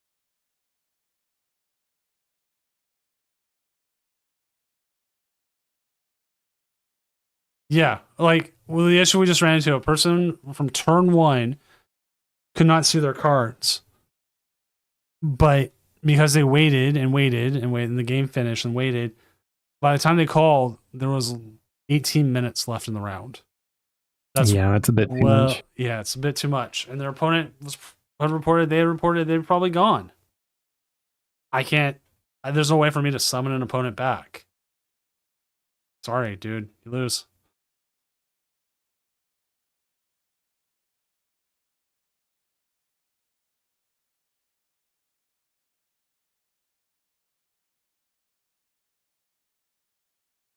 Yeah, this is a very rough situation here for Marnie's Grimmsnarl, losing 3 Impy Dimps back-to-back turns. Try and find another one here. Try and survive a turn here.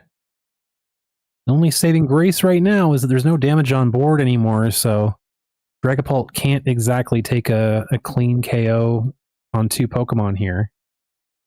But just grabbing the Grimmsnarl out of there, it's not looking good. Oh, unfortunate.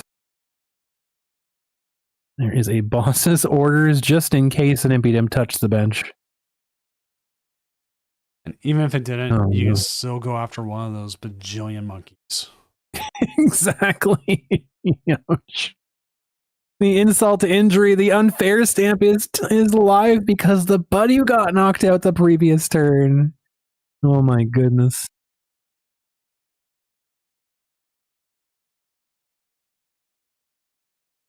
Well, we know that 60 damage is at least moving back somewhere, but it really won't be affecting anything in this matchup.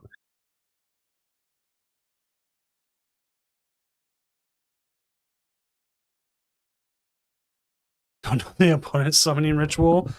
Well, usually is you remove their win and then they show back up, but they also don't.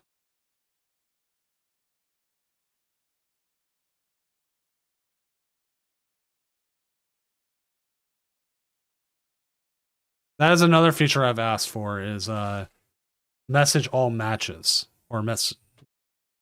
Oh yeah, that would be nice. Do like a global message to people. Yeah, like when we have like I've had once before where I've had to delete a round and everybody freaked out and started calling the judge. I'm like, we had to delete the round. There was an issue.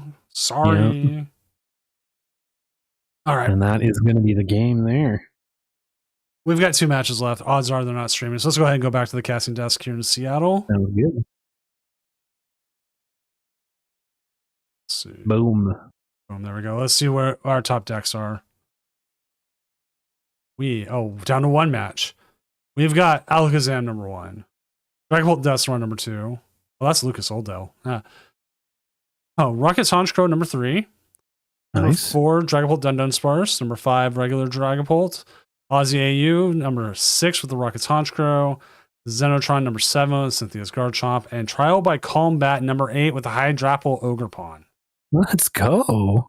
Got some variation going on here. And we still got other 3-0s, but I mean, I usually just go top 8. Okay. That's perfect. So we have a just regular Blaziken. What is that? What is that? Just straight up Blaziken deck. Let's look at it because the round just ended, and we can look at this real quick while I get that part set up. That is intriguing. Okay.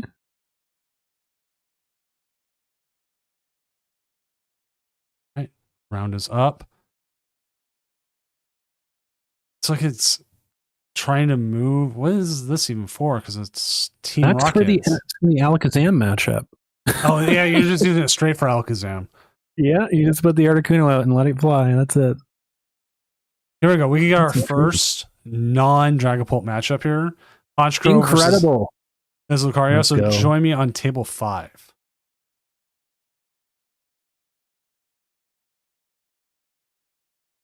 Ozzy's in chat. I'm like, you know what? Let's get them on. They've never been on before. Let's do it. Got poultry without the poult. So with poult, it's fried chicken. Without poult, it's baked chicken.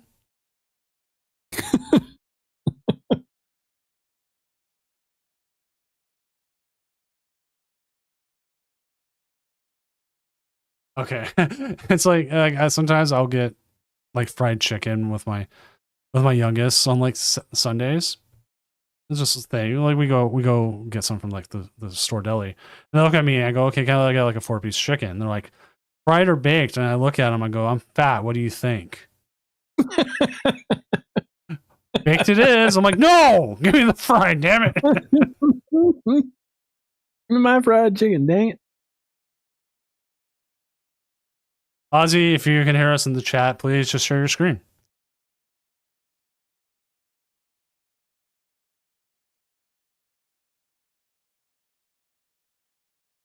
Don't try to health food me. Might have a 0 sugar soda in the basket.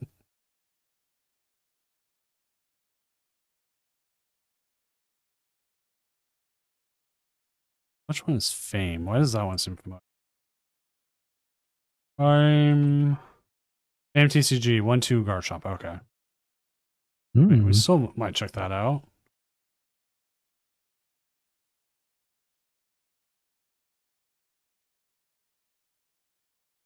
Ozzy's game goes. Oh, neither one of them's checked in yet. Oh, Uh-oh. that can be a problem.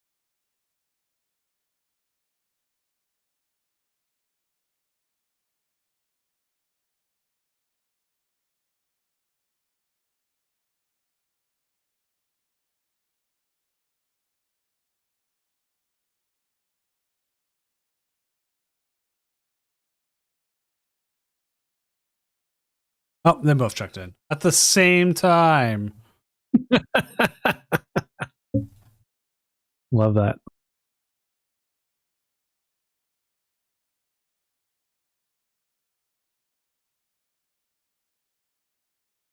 There we go. Make sure. For the first time tonight, we're not going to say Phantom Dive. Incredible.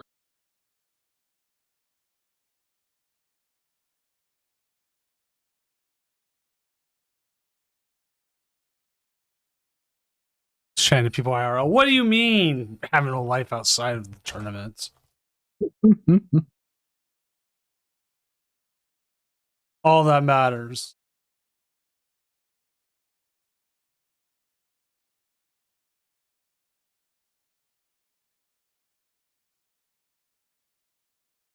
All right. This is an interesting matchup, too.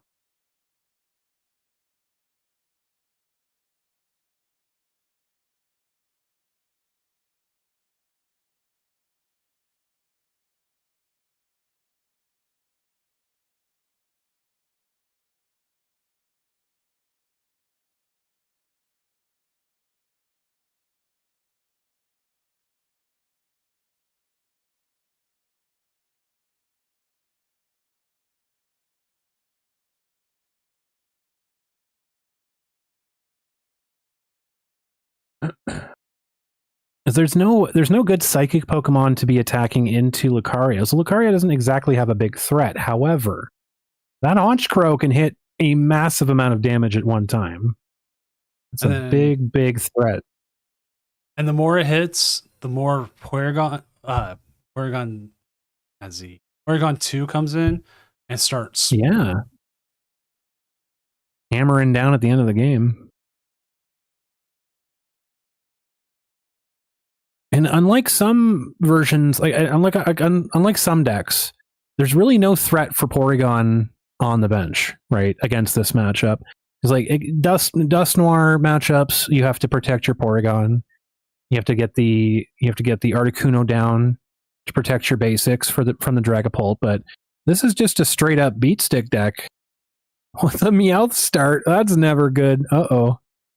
That's danger zone right there. But now you can afford to be a little bit more freewheeling with your bench here. You can go ahead and get 2 Porygons down. You can go ahead and fill your bench up with Honchkrows.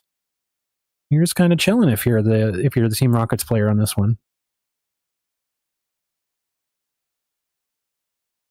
Oh boy, that Meowth is looking mighty lonely. Uh-oh, this could be a quick game.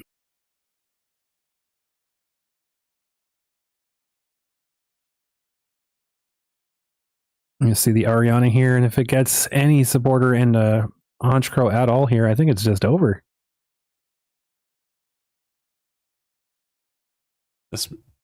Yeah. That's going to be it. Well, I guess we're fighting a different game.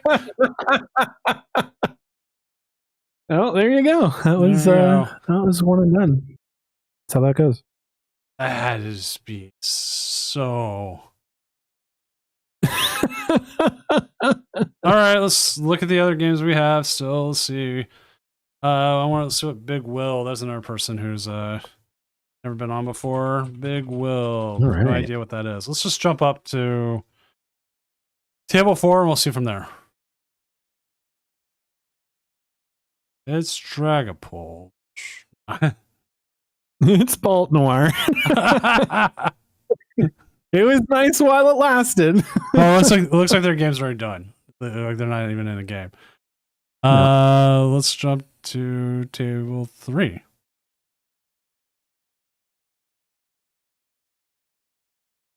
All right, live game. Bolt on the other side again. Oh, let's see who it is. Because it is Essie Armadillo number 1. This is the Tale of 3 hosts. So yeah,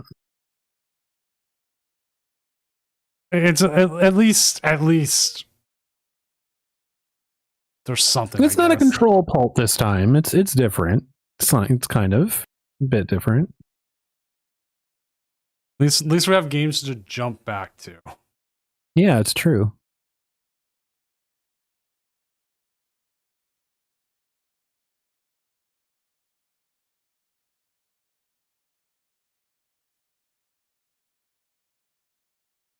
God looked down from her mighty throne and said, "Nah, I want to watch more.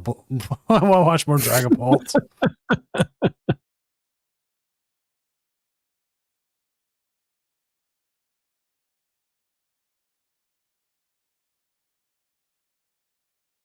Doesn't look like there's a lot of confidence here that we're going to see a Dragapult attack here out of the Pult players. So we're fronting up the Dunsparce here to take the brunt of this Alakazam attack. Yeah, that is the case here. No boss means, like, at least right now, for the moment, that Dracloak is going to be safe. That is a lot of cards in hand. That is a ton of cards in hand. There is the boss. Oh, no sooner did we talk about it, did we bring it into existence. So that is a very knocked out Dracloak, unfortunately. Unfortunately for Rob Mart. Not going to be very happy about this. And as we see there, the handheld fan on the Genesect as well, preventing the usage of Unfair Stamp if it has not already been played as well. So looking like a pretty rough start here. And as I had mentioned before for the previous Dunsparce Dragapult, this list traditionally does not run rare candy.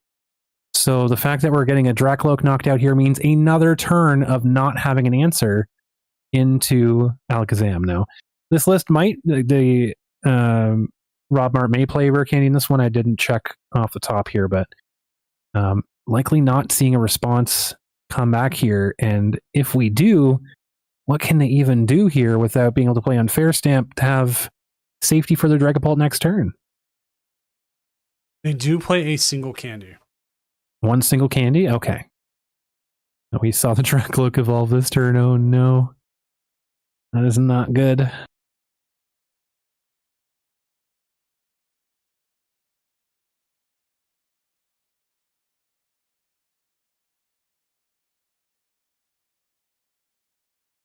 It's always difficult to balance consistency with tech cards for sure.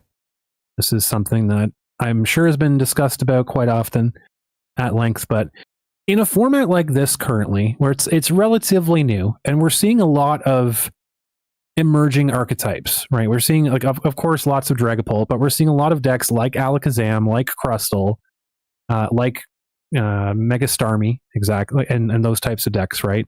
That kind of have, like, some of the tech that you can include in your lists can have some crossover, right? Like your Shaman can stop Mega Starmie from attacking you, but it can also stop the Mega Skarmory from attacking you. It could also it can prevent certain things like that from happening, right? So it can prevent Darmanitan from, like, Ends Darmanitan from attacking you. We're seeing Ruffian be used now, and Enhanced Hammer. Different things like that. Battle Cage has been very useful in a number of different decks as well, and Mist Energy even is starting to become pretty prevalent in some certain instances, whether it's Mist or Rocky Energy. Is there anything that you're noticing, just like watching all these tournaments, Doom? Is there anything that you're noticing that people have been gravitating to, or are people just sticking mostly to just straight vanilla consistency and trying to just outdraw and outperform their opponents? Or are you seeing more tech cards being played like that? There's a lot more consistency. It's usually what works, but the person who's willing to take the risk right now is winning it all. Like our Dusknoir who took second, they were playing a 3-2-1 line of Dusknoir. Zero Shaman, anything else. They went undefeated until they hit Garchomp. And even then, once they hit Garchomp, they said they just drew bad into the games.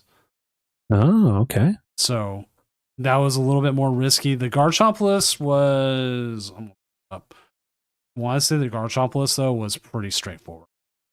Mm-hmm. It was. Oh, they played a Surfer, actually. Oh, interesting. Okay. And so they had, I think they had teched out for obviously any sort of possible lock shenanigans. Mm-hmm. But the Dragapult that took third,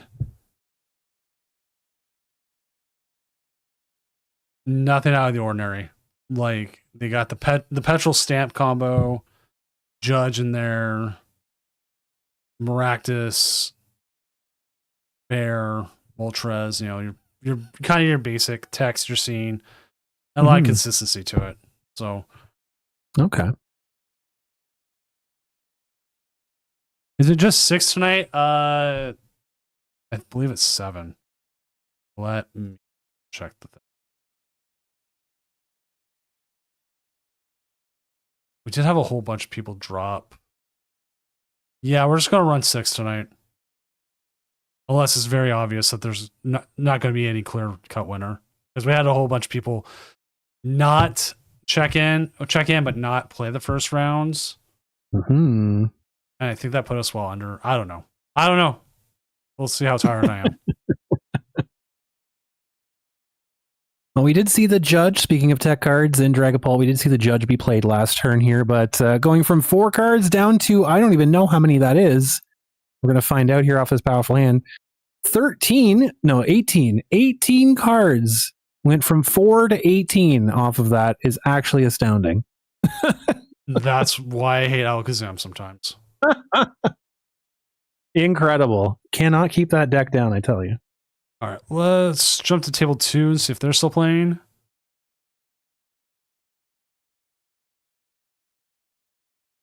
They are not. Table 1. They're not. So let's just go back to the casting desk in Seattle. All right.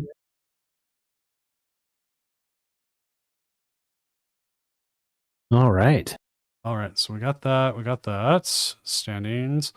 Let me update the standings and I'll have a better idea if we're going to have a clean 6-0 or if we need the extra round. There's still a couple 3-0s left.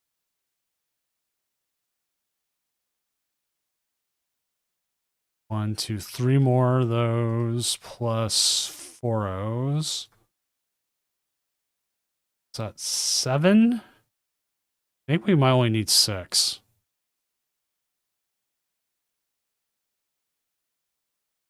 Or it might be close enough that we wouldn't need a 7th, but I might just call it. Just be good.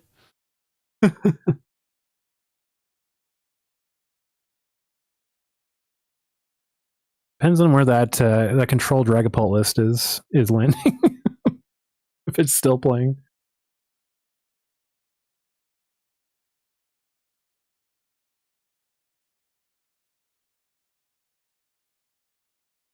And once you sleep, all right. I mean, it's a good. But yeah, there is no top cut. It is just straight. Whoever is undefeated at the end wins.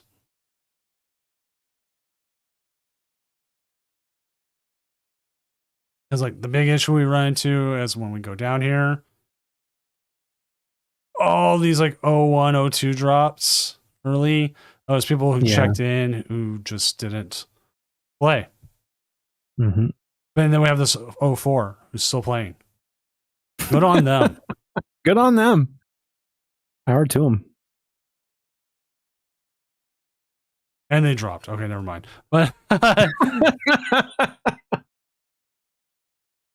okay. Unfortunate. Still, the fact to go 04, I keep playing it out. Like I would 100% just been like, oh yeah, screw this. I'm going to bed.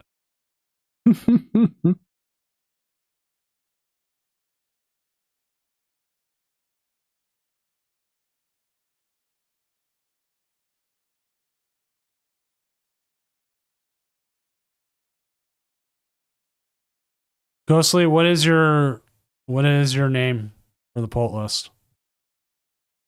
Number 7, Game D. Is this the one we were looking at earlier? Oh wait, this is like. Oh, okay. This is like they wanted to make Terrazard, but they put Dragapult in instead. Yeah. I've seen a lot of people that were high up on the Noctowl version of Dragapult. Up until a little bit ago, and then people swapped over to Dunsparce. But people seem to really, really like that engine.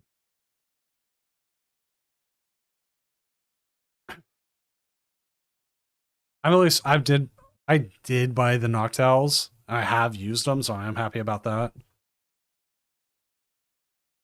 But playing the Chi-Yu, okay. Yeah, I see it. There it is. The fish. Pretty sneaky tech. I love that. It's one of my favorite cards in the format currently. Got a Switch, always good. Air balloon. Hey, shout outs to the Switch. Let's go. Ghostly bots getting in here with the tech now. Very smart. I'm not at the point yet. I thought Clutch and Maractus would have been like more prevalent, but it's not at that point yet where you absolutely have to run Switch. Yeah. I think it's deck dependent, honestly, because like certain decks obviously have it built in. You have the stuff built in to switch out, no problem. But for stuff like, I always say for Dragapult Blaziken, because there are times, and there will be times, where you attack with your Blaziken and you want to attack with Blaziken again for game, but you can't. So being able to switch and then having that retreat back into your Blaziken, refreshing the attack, chef's kiss. So good.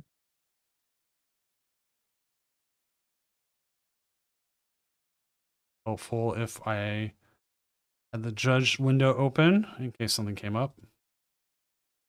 Not that it hasn't. It's been a nice quiet night. Comparatively. Good. Comparatively, we had a few weeks ago where we had about 7% of all games had some sort of disconnect issue. Yep. And mind you, this wasn't a challenge. This was one of our larger tournaments with about 400 players. So adds up to a lot. That would have been a nightmare. It was a lot. Now we're back down. Now we're back down to our average of 0.1%.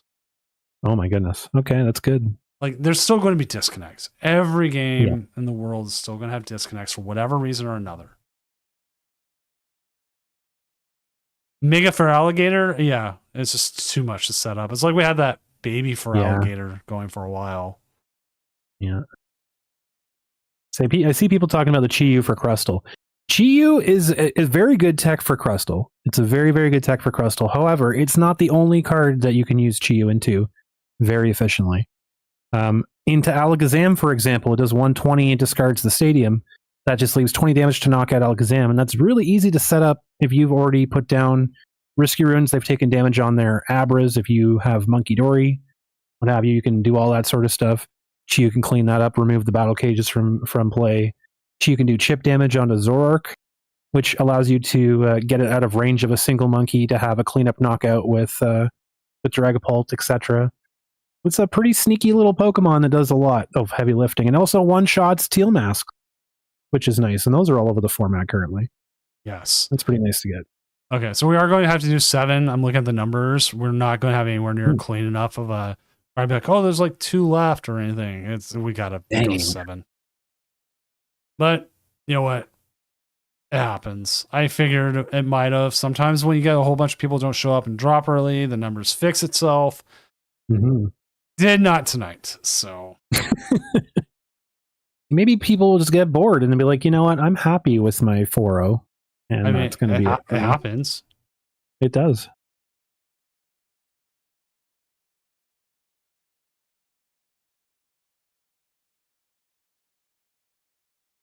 There's this guy I follow like on Twitter where he just takes random Lego kits and makes them into the Millennium Falcon.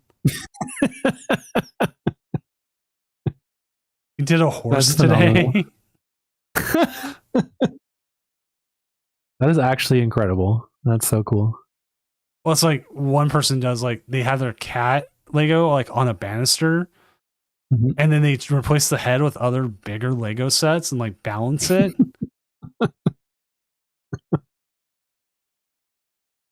Lego is like such an interesting thing. Like I remember when I was a kid, I would just like make all sorts of starships and whatever else out of it.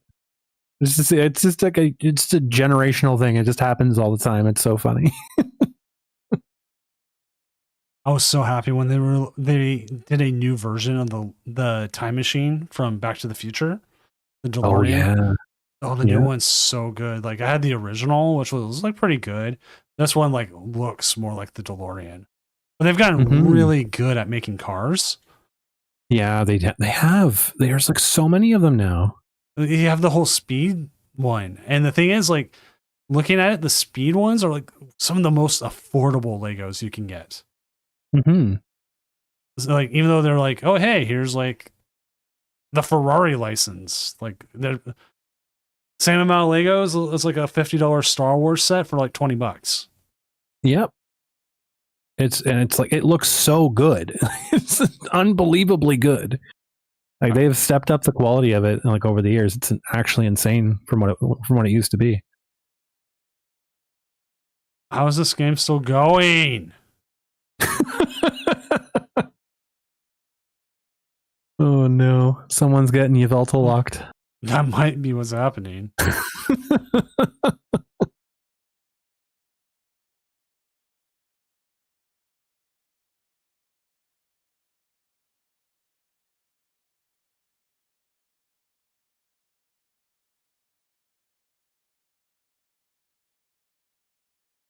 Oh, you know, it's funny. I've been married to my wife now for over 16 years. And today, she finally admitted she has never watched Predator. She's watched like Prey and the other Predator movies, but has never watched Predator 1. Really? I assumed for 16 years my wife had watched Predator because of her father and like watching Prey and like all the other ones. Never seen the original. I'm like, that's a movie that was on, like, when I was a kid. It was on TV like every other day. Like, you could just turn on a television channel and it'd be playing Predator. Yeah, like it's such a weird thing to be missing out on. That's wild. So now I'm like, well, gonna have to watch it now. Yeah, good one. They also said they'd never seen any of the Rambos. I'm like, okay, that's more acceptable, but yeah. I'm like, First Blood's not the kind of movie you think like the other Rambos are. Completely different tone. I was like, really? Because we're watching this Netflix movie, War Machine. Got the guy who plays like Jack Reacher. I'm trying to remember who he was. It's about like a bunch of like Army Ranger cadets get like some alien attacks, and it's got this big old machine that kills everything. It's just essentially like Predator.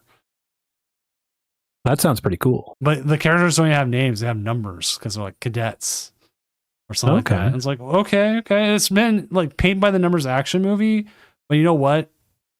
It's not trying to be more than that, and it's fine. That's good. Those are like the best kinds too. Just like good cheesy, just action movies. Yeah, and a lot of it is just them right now. It's been them running because they have no idea how to hurt or do anything to this machine. And it's like, and you got some backstory to it. It's like, okay, cool. This has been nice popcorn movie. Sit and watch it. Yeah. I'm not feeling like I'm wasting my time with it. I probably will never watch it again, but that's good. It'll be in your list of movies that you've watched now. Just looking through the list. This is a deck I expected to still be on the fringes, and it's not even on the fringes anymore. I'm actually surprised of how badly this deck has been performing just overall. I've not been seeing it do anything anywhere, and I could have swore this deck was going to do much better. Right? And it just isn't. It just isn't. Yeah. And like to be fair, I don't even know why that is. I couldn't even tell you why it's not performing. Like, is it if it's just too slow, if it's just too cumbersome? Like, I just don't know what it is. Right. Like, we see the Power Glass, the Scoop Up Cyclone. We've got so many outs. And like, okay, like I can understand why, like, looking at metagame wise as it is, even though this is capped, like, I can understand why Zoroark's not around. Yes. But, too. There's so much grass in format right now. Mm-hmm. Like, I can understand that, but like, Dancy's not hitting any metal. It's there's shockingly little metal in format currently. Like, I've run into like a Stevens Metagross like once in a while. Yeah. I actually ran into one that was like, it was using it to power up Clefairy. So it was like, I hate Dragapult this much. I am just going to make a. I'm like, the anti-Dragapult tech is just wild. I'm like, seriously.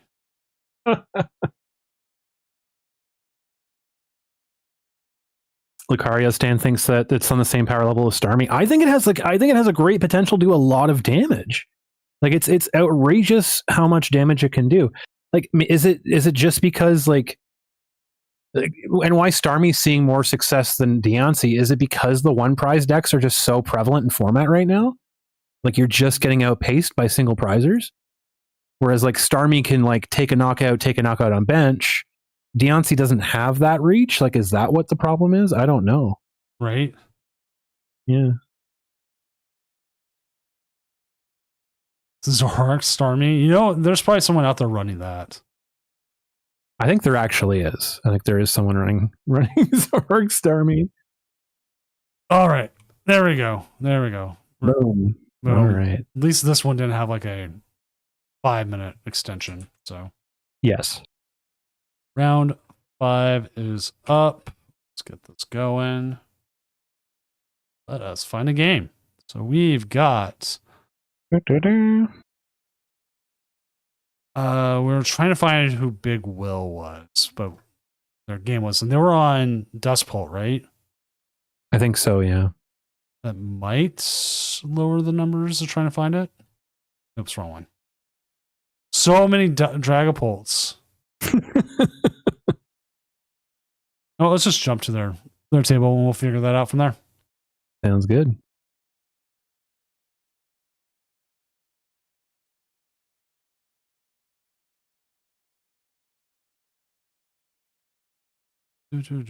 Well, we know there's a Pultnor, so I mean that's one part of the mystery down.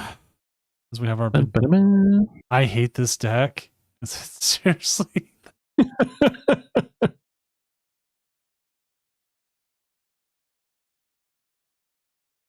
Oh, if only we had canceling clone back in format. Oh my goodness. I have said that a few times. A lot.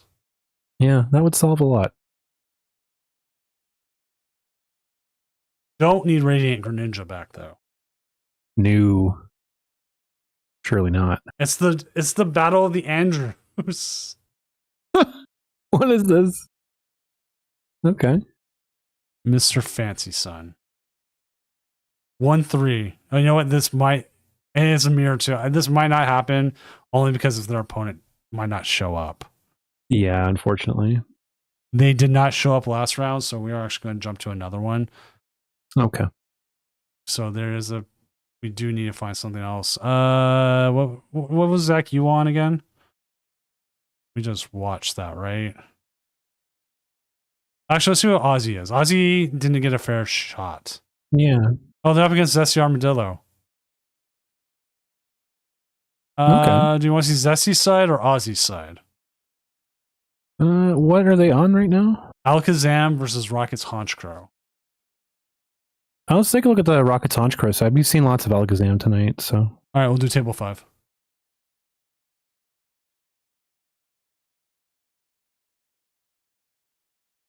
Yeah, I had to double check to make sure their opponent was showing up, and it looks like there's a good chance they are not. Okay. So we will move to this one instead. All right, pretty solid start here for Team Rockets off having the Proton in hand.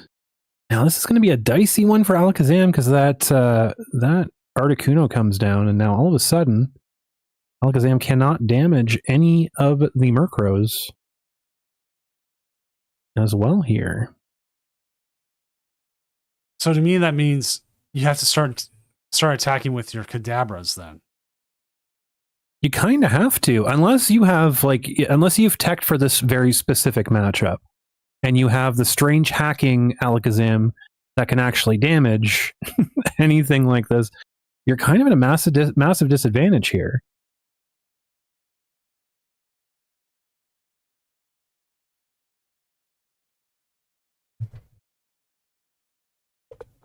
This is where I mean, you do have to think as the Honchkrow if it's appropriate to go into Honchkrow for the attacks here to start putting pressure, or do you just hold back and save the attacks?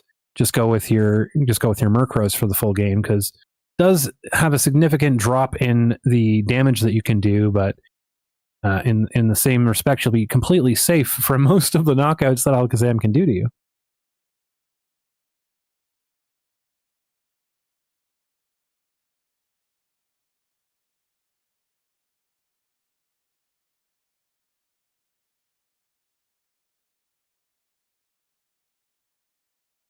all right.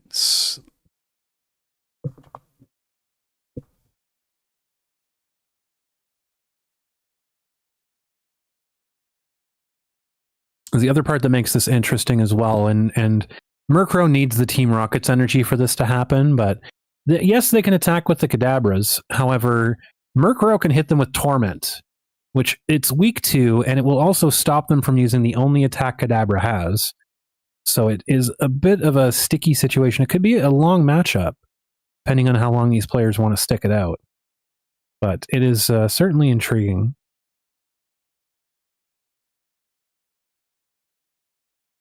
We do see the Team Rocket's energy getting set up here, so already having a very solid start, although it's just going to be literal henpecking damage, 30 damage a time, and blocking out the ram attack here from the Dunsparce. Only able to use trading places on this turn. I don't think that'll be very much of a problem, but the Dunsparce getting evolved out of that anyways. But it'd be intrigued to see here, because they could do 60 damage to Kadabras per turn here. Without a strange hacking kind of Alakazam or something to do damage to these Murkrows, they're more or less just going to be doing not a whole lot of anything.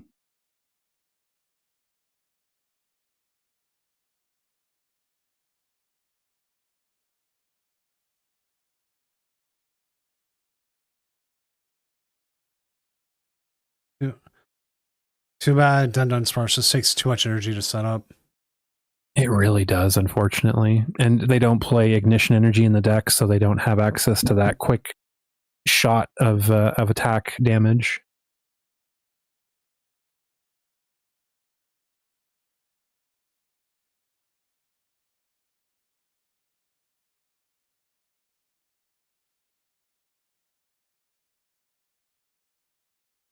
Battle Cage coming out, but all it's really doing... Oh, there's the Enhanced Hammer. This could be interesting, depending on how many Enhanced Hammers Alakazam is running here. We may see them starve out the attacks from the Honchkrow. Unless they decide to go for a Honchkrow, and which opens up the door for Alakazam to attack. They can't retrieve the Team Rocket's energies. I do see a Honchkrow now. You are going to see the Giovanni going after that Kadabra. So here we go. Opening the floodgates for an attack here from Alakazam. The only option they have, though, is they don't run a ton of Team Rocket's energies in this list. With the Team Rocket's Honchkrow, generally not running Porygon Z, and Porygon Z being the second stage evolution of the Porygon line. It does have the 2 energy attack cost, right? Which does not require you to have the ignition energy. But the reason that the deck does play so many ignitions is because, number one, it satisfies the Honchkrow's ability to attack right away. But it also satisfies the Porygon 2's ability to attack, because it does require 3 energy to attack. And generally, if you're using Porygon at the end of the game, you're only attacking with it once or twice. So usually those ignitions are reserved for the Porygon. But in this case, because of that Enhanced Hammer, potentially multiple Enhanced Hammers in this list, getting rid of those Rocket's energies, it's going to be a bit of a pesky thing for this Team Rocket's Honchkrow deck.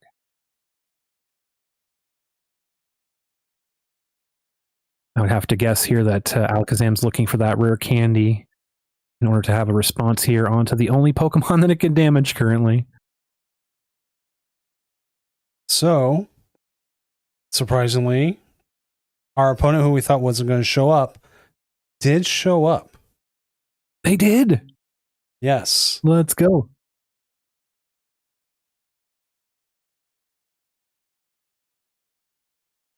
Hey, shout outs to them. Let's go. Yeah, I had pegged like, okay, we're at this late part enough. They just wouldn't be there, and nope, they are.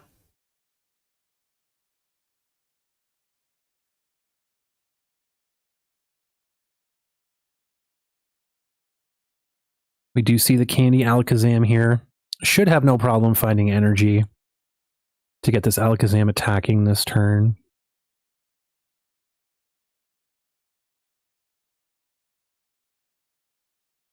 Now the question will be, does Team Rocket have the ability to continue putting down Team Rocket's energies, or are they prized? The big thing, if they can't take knockouts, they can't take prizes. Be a bit sticky for them if they start running low on Team Rocket's energies.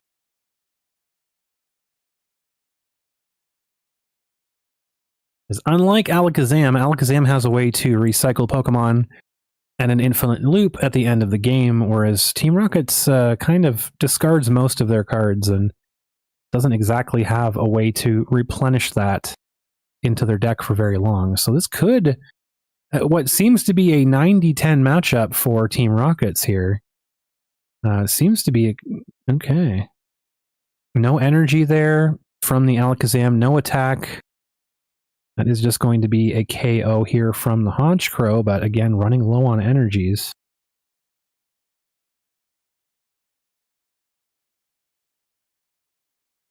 And we'll have to discard some supporters in order to take this knockout. So keeping the Archer just in case another Alakazam builds up here for another attack.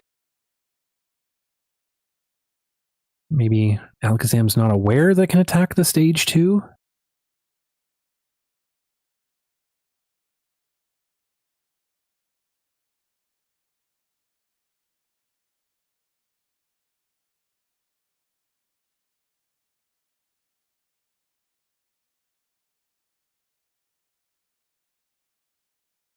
There's another Rare Candy Alakazam here.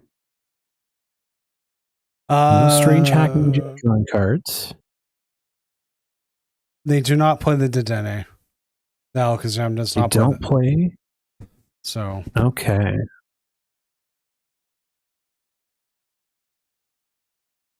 We will see the attack here.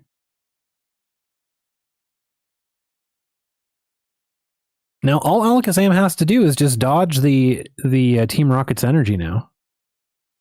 Or find a way to get rid of the next Team Rocket's energy that does come out here.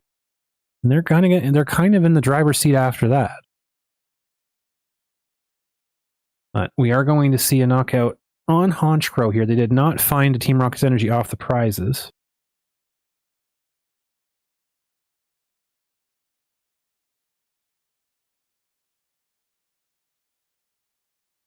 Now, we'll likely see an Archer be used here on this turn to try and dig for that energy. We're down 2 Ignition, which is not ideal.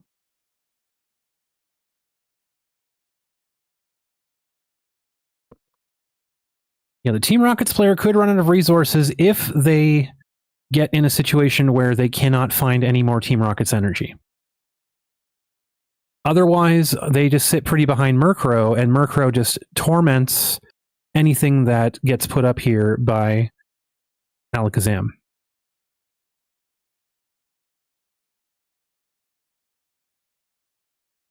You'll see an Ariana here. Here's the Team Rocket's energy. This is a bit scary, though, because losing this second Team Rocket's energy means that we're running very low now. We may not have an ability to have another knockout or attack with a Murkrow if this continues. We do know that Alakazam is in hand with energy. Miracle Headset's coming out here. At this point, just need 2 supporters to take a knockout here.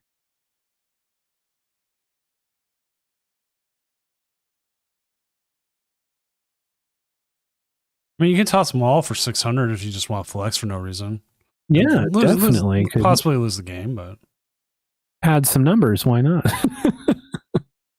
All right, could be a big energy card here. No, just another archer. So we're down 2 ignition. We're down 2 Team Rocket's energy now at this point. Ignition energies do not get torment for Murkrow, which means Alakazam can have a follow-up attack. Sacred Ash going to restock on the Alakazam line here. It would be a very good option, Trial by Combat, and it would be a very good option just to attack with the Murkrows. It would be a longer option, obviously. You're doing 60 damage to the Alakazams. They can't do damage to you, which is important.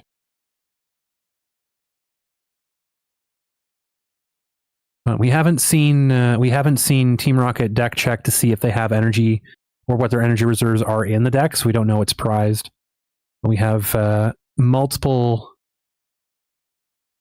We have 2 Team Rocket's energy committed to board, 2 Ignition already burnt in the discard pile, which is going to be running on pretty low resources if this is the last knockout they take, and if they prized any of the resources here. If they're running 4 Team Rocket's energy and they prize 2 of them, or even 1 of them, it's going to be very difficult for them to start taking knockouts now.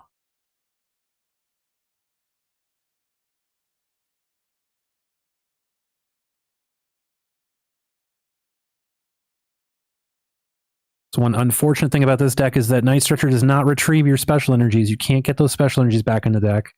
And as far as I know, there's not a Team Rocket's deck that's playing Special Charge yet either, so there's no way for you to get those back in the deck for later as well. No, don't give them ideas. They might end up doing that now. Hey, a 1-up Special Charge might be coming to a Team Rocket's Murkrow near you. I just gotta say. Now, there's no damage that Alakazam can do to Murkrow here, but in turn, we're also not doing anything either. Likely, I mean, Archer can get them closer to finding that Rocket's energy they need here. They have it. That's a 3rd one. They have to stay as Murkrow. They cannot evolve here.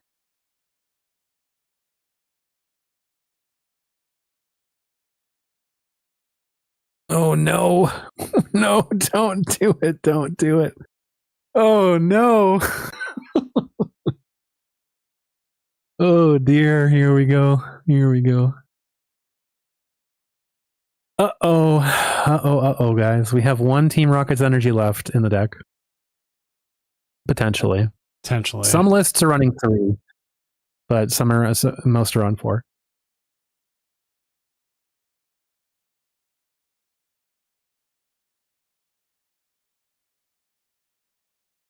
I mean, the problem now turns into you need Porygon 2 and you need Ignition energy, which puts you on a clock. Because if they knock out your Porygon 2 and then you don't have a Rocket's Honchkrow or you don't have a Rocket's Murkrow, how are you winning this game? That is the question. Now, they may have run out of rare candies. They may have run out of Alakazams. We might see an end to that situation. Now, this is far closer than I anticipated this matchup to be. We're seeing a very aggressive pace coming out of the Team Rocket's Honchkrow in this one.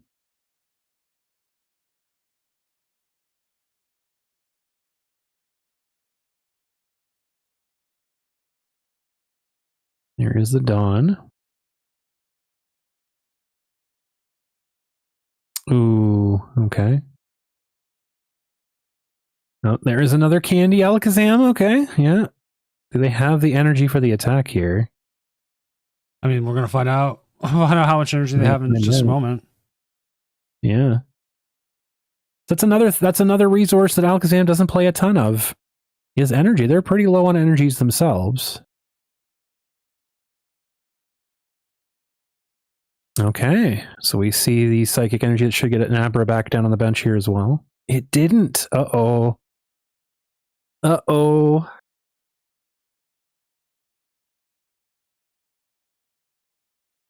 This is not good. Not looking good for Alakazam right now.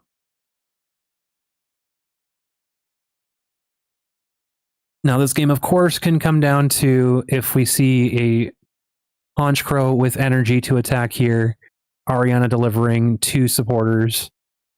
That should just clear things up right now. Well, we have enough supporters now. We just need... There it is. That is game. Just enough to pull it off here.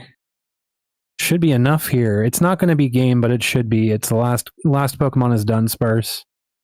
I don't see a way out of this here for...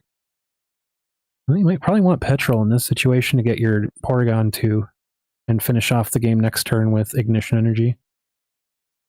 Yeah, gotta watch how much you throw out. Yeah, it's true. I think throwing the Petrol here is a little bit risky, but you do have the receiver, the transceiver here, so I don't think it really matters at that point. Yeah, the Proton, that's enough here to take a knockout on a Dunsparce anyways. That should just be all she wrote. There's the Enhanced Hammer, yep. And the boss's orders! Okay, this just got a bit interesting. This just got a bit interesting here.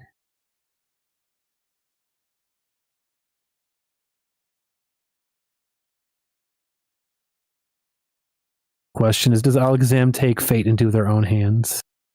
Do they Dunsparce with no Pokemon available? They put the fan. It's a handheld fan!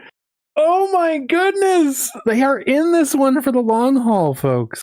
They are not letting go. Well, here's the issue that we see. They can't put down our Pokemon because Giovanni just loses the game. Giovanni's in hand. Yeah. Oh my goodness. I mean, Alakazam does have the draw advantage here. They don't have pressure to attack. And all the pressure here is on Team Rocket. Oh, you don't even need a Pokemon on the bench. You just have to switch. Right, because Giovanni means that they get to switch Team Rocket's Pokemon. It's contingent on their switching. Right. Not on their opponent having a Pokemon. Yeah, well played, well played. I mean, very solid effort there by Alakazam in a very, very bad matchup otherwise, but I mean, that's impressive. Got to the point. They were using it all. They were doing it. They were doing it. All right, let's go ahead and go back to the casting desk here in Seattle.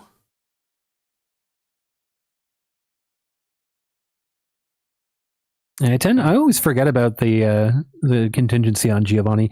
You can switch your Pokemon, and if you do, you get to boss one of their Pokemon up. Right. I think Guzma was the opposite when Guzma was around. It's like you switch your opponent, and if you do, then you switch your Pokemon. Yeah, I believe that is true. I'm looking up Guzma right now. I think that's probably what I'm thinking of, is because I played Guzma for the longest time.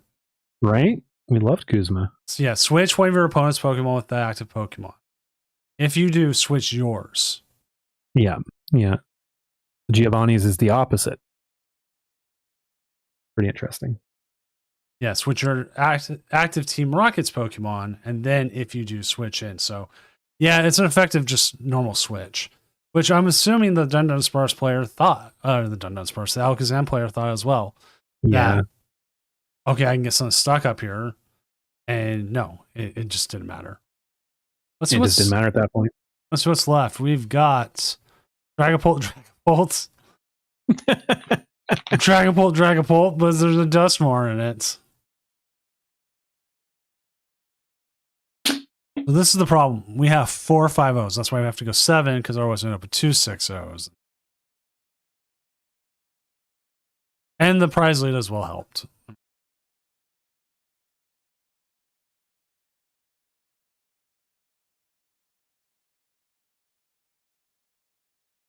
Ouch.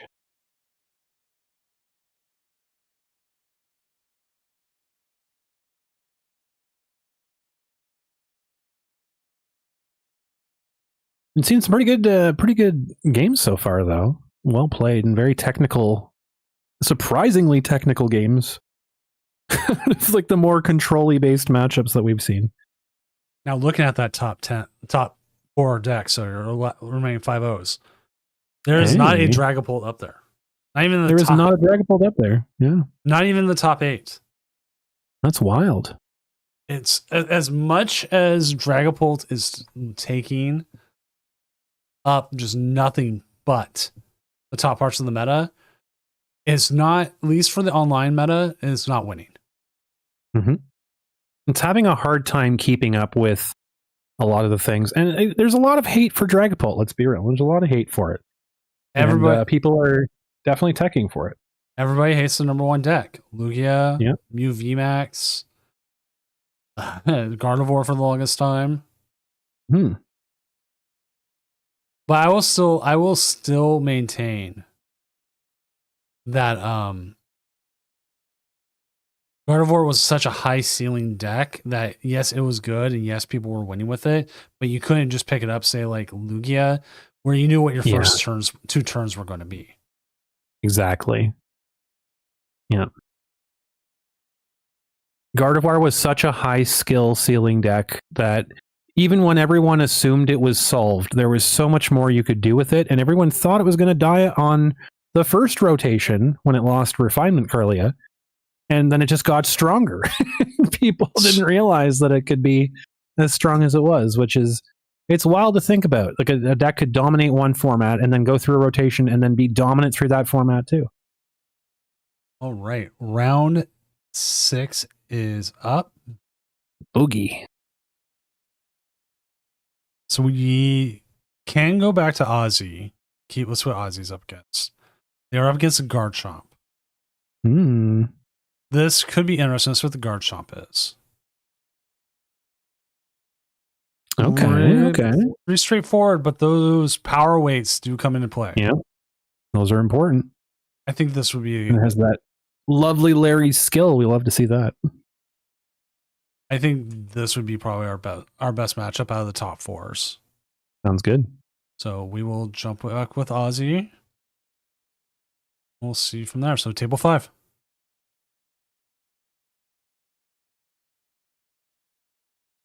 Oh. Boom. Boom. It looks like they are going. It's been chiming along pretty nicely tonight. It's a nice little pace we got going here. Yeah, when we stop having matches go away to time, I mean, it works. Like I've had, even on Friday nights, I've had plenty of times where we've even had round 1 end with like 12 minutes left in the round. Oh my goodness. 300 matches some nights. Okay, Damn. And we still end with time because this format's so aggressive. It is. It's very aggressive. As you look at the decks that I mean, aside from Dragapult, because Dragapult can go either way, but Right. aside from that, look at the decks that are successful. Right? You have Starmie Frostlass, very aggressive deck. You have Arboliva, very aggressive deck. You have the Terrabox decks right now, like the Clefairy boxes and all that stuff. Those can get Kangaskhan attacks off on turn 1 with all the energy switches and teal dances and all that stuff that they have in there. It's a very, very like oppressive format right now. If you're sitting back and taking your time, you're getting lost in the shuffle. I wonder if that's what's happening with a lot of your Dragapult players. They're playing like the slower Pults and they're just not able to do what they need. You're just getting rolled over. And that's what I'm seeing, honestly, from a lot of Dragapults. And honestly, from a lot of Dragapult Blazikens, because I always talk about Dragapult Blaziken, and the biggest mistake people make playing that deck is they play it like a Dragapult deck. And you can't. You have to play it. You have to play like a Gardevoir deck, honestly, if you want to be successful with it. You have to take the approach that you do with Gardevoir and just be with the aggressive version of Gardevoir and get that Blaziken set up, get attacking as soon as you can, get your Dragapult set up to support your Blaziken. But it's the same thing with Pult, though. Like regular Pults, the Dusknoirs are kind of outperforming in a way for some of the other Pult variants because you can be aggressive and you can get those multiple turn knockouts. You can get that reach on the HP. But a lot of people are taking the more methodical, slow control version of Pult, and it's just getting completely rolled over by decks that, like Cynthia's Garchomp, that just have oppressive damage very quickly. Oppressive damage and a very well built-in search engine. Absolutely. Mm-hmm. Like, because I was discussing this the other day with Cynthia's Garchomp. It's like, how can you disrupt them, right? Like, they have Gabites out. You can't item lock them. They're just going to ignore item lock. It doesn't matter if you unfair stamp them down to 2. They just corkscrew drive back up to 6. It's all the traditional ways of how you can disrupt this deck. You just can't touch it. And the only thing that can really beat itself in terms of that is its own engine. If it doesn't get these things in place early enough in the game, then it suffers. But it's so difficult to disrupt once it gets going. You know, the best way to do it is pick up your opponent's cards and eat them. That meme is never going to die. That's a nice power weight you have there. I wonder what it tastes like. Judge, my opponent has 59 cards.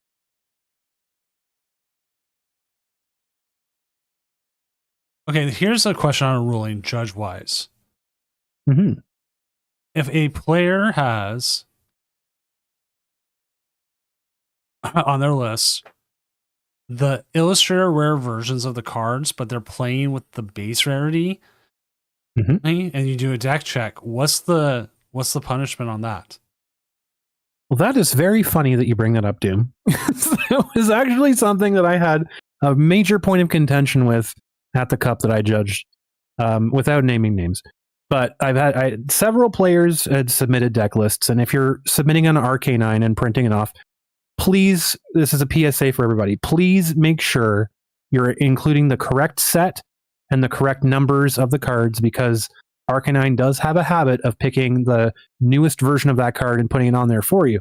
You have to specifically put in the cards that you yourself are using to avoid a penalty, because generally what will happen, like more overarching, if you have, say, a full art Pheasantipede in your deck, and you're using in your deck list, and you're using a base art Pheasantipede, or you're using a Shrouded Fable Pheasantipede, but you have it on your list as a Prismatic Evolutions Pheasantipede for whatever reason, it would count as a warning, because it does have to be corrected.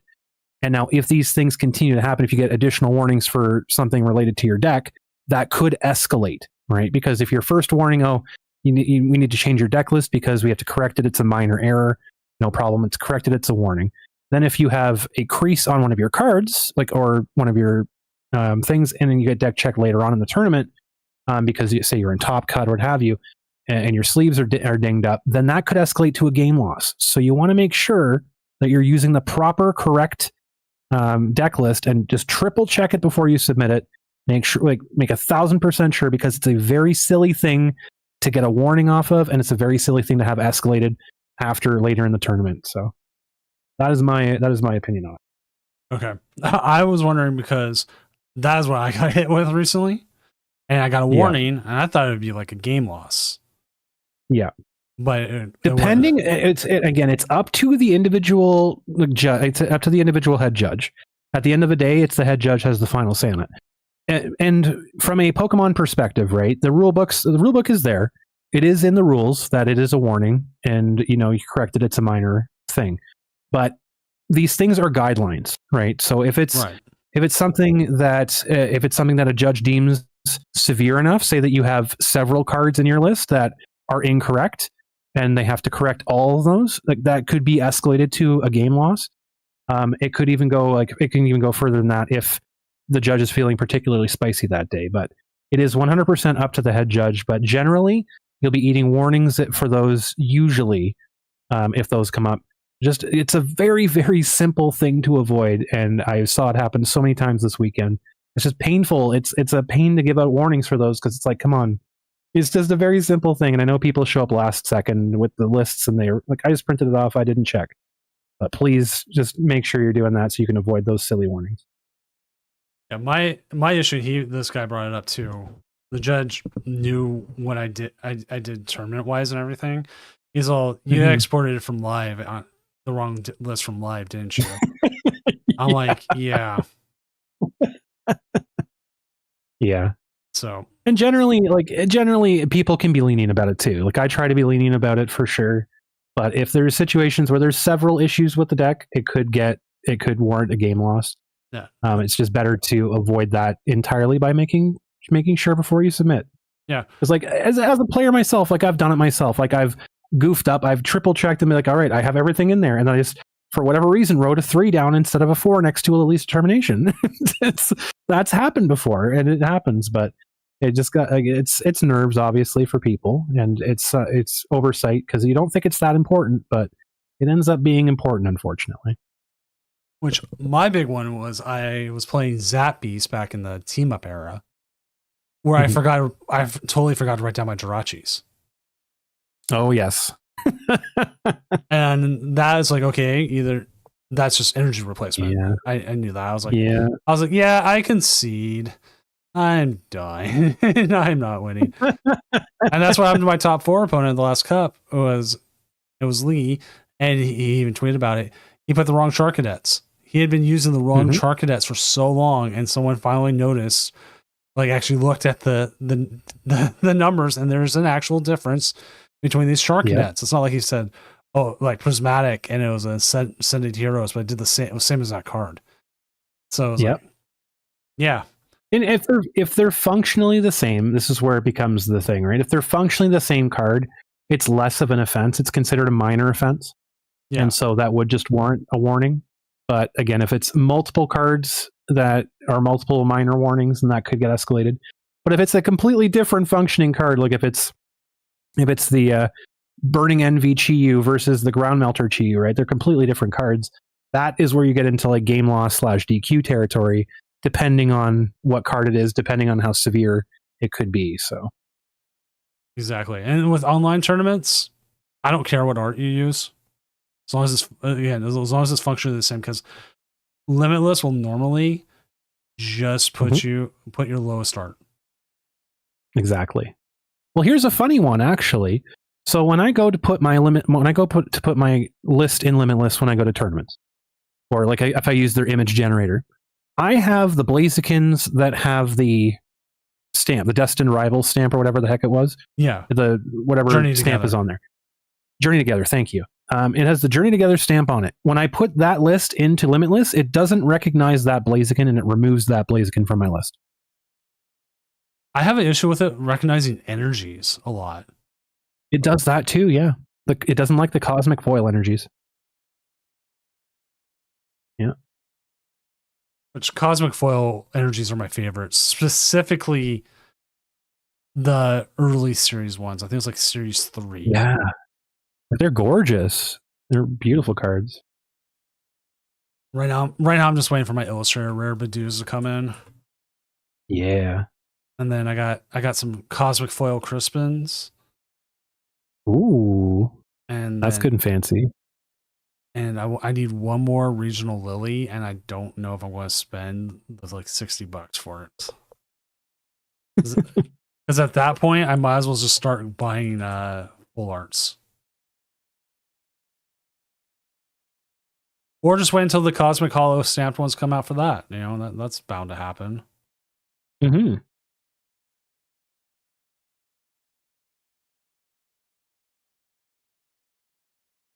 Yeah, Limitless does not like the promos for some reason.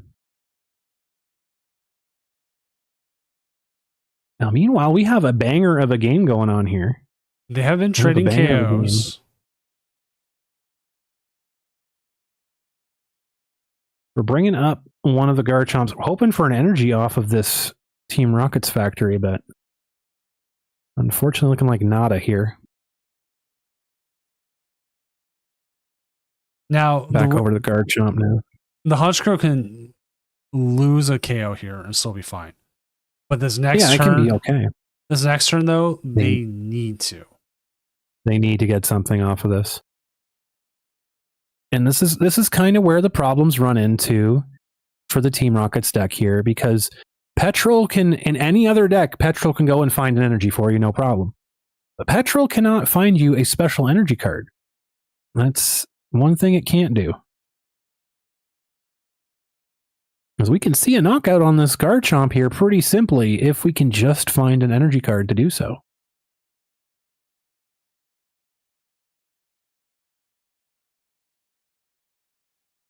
Oh my goodness. Not what you want to see for sure. There it is. Okay. Bailed out by the 2-card Ariana. So that will be very, very strongly knocking out this Garchomp. Oh, wow. The question is now, how do we, we have the Rockets factory here. How do we follow up here? Because we're in that situation again where we're not really, we have 8 cards left in the deck. How many energies do we have left? How many supporters do we have in the discard pile? Count it up. That Porygon 2. It does need it to be an ignition energy for Porygon 2 to take that knockout as well. It's important.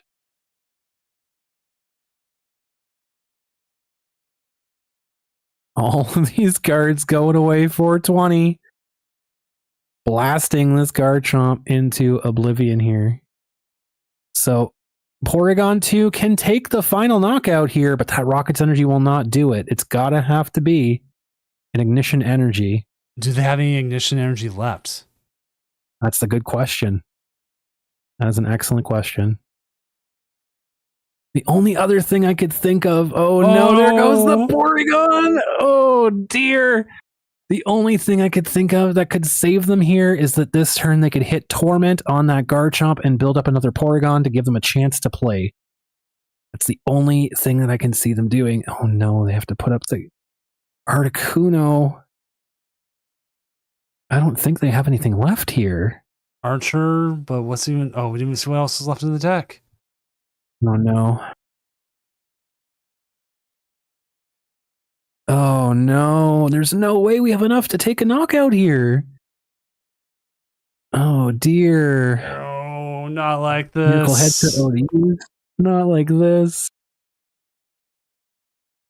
Shadow Blade on YouTube does point out Rocky Energy does block Torment. It does block Torment, that's correct. That is correct. It's not even buying themselves a turn. They can't even buy themselves a turn here. Oh my. There is, oh, it's right there too. Oh no, do we have another Porygon? Oh no. I think they just have supporters left. It's over. There's no possible way here now, unfortunately. Retro's not going to do you any good. Oh, that is unfortunate. Unfortunate news. Yeah, it's going to be Cynthia's Garchomp here.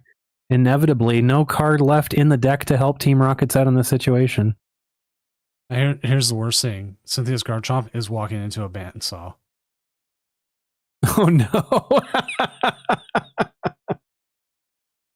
It's oh no. It's what grass deck do you want to play against? Oh, no. It's Ogerpon Meganium. They are walking. It's like you win this game. You play so well and win the game. And you go right into Ogerpon Meganium. Yep. He goes straight into the Devil's Maw. And it's got it's an Arboliva too. It's an Arboliva. Oh, ain't no way. That's the worst for them to go against too. Because out of every dex that could demolish Garchomp's field, it would be that deck because they could attack the Gabites on the bench. Oh, that's just gonna cook it right here. Yeah, any chance has gone out the window. We already knew. We had an inside look into the deck. We already knew there is no hope left for Team Rocket, but just to make absolute sure. Play the Ariana, deck yourself out. Yeah. Be like, stab yourself with a sword. so much energy. Hey, it found its energy. It did. It certainly found the energy. That's unfortunate. Yeah. That's all she's going to be writing. Corkscrew dive is enough to take the final KO. Good night, sweet prince. It could have been a good game, and the timely bosses just what it is. Right? Just ripped it away. That's so close. Let's go ahead and jump Well played back. though by Ozzy. Let's go ahead and jump back to the casting desk. And yes, the Porygon prize did. Oh, Gonna get a second one. that impacted. All right, we are waiting on 3 matches. One's Lee. Let's see what this matchup is. Rocket Honchkrow versus Mega Starmie. Okay. Okay. That's a pretty good one. There's no protection for against Starmie's attacks. So that'd be an interesting matchup. No, but you're still about thick enough and that you should be able to survive a few attacks. Yeah. This one is Dragapult Blaziken versus Starmie Frostlass. So that means this one's different. What is the difference? Wally's determination there. Every Starmie's playing Wally's compassion. Oh my goodness. Oh, and the okay. I'm curious as to what the maybe not. I mean, the value for the Dunsparce there, Dunsparce EX could attack through like crustals and stuff like that, but you can do that with Starmie anyways. Yeah. Which is interesting. I guess I'm guessing tail. I'm guessing because if you already are using it to run away draw, you might as well just put the EX in there. I guess so. It's evolution. If you don't need it for the matchup, it's something you can get rid of. Just focus on the other 2. Yeah. And then it also gives you another attacker like, oh yeah, I got rid of the Starmie, and now the Nebula Beam's never coming. Oh no, something's still coming. it's coming, don't you worry. It's a coming. That 210 does quite a bit of damage. As you can catch a field of like the Clefairy box and all that stuff with the Dunsparce Tenacious Tail completely blasted out of the stratosphere.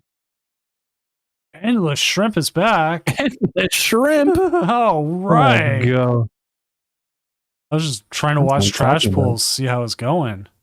But I mean, Endless Shrimp is back. I mean, okay.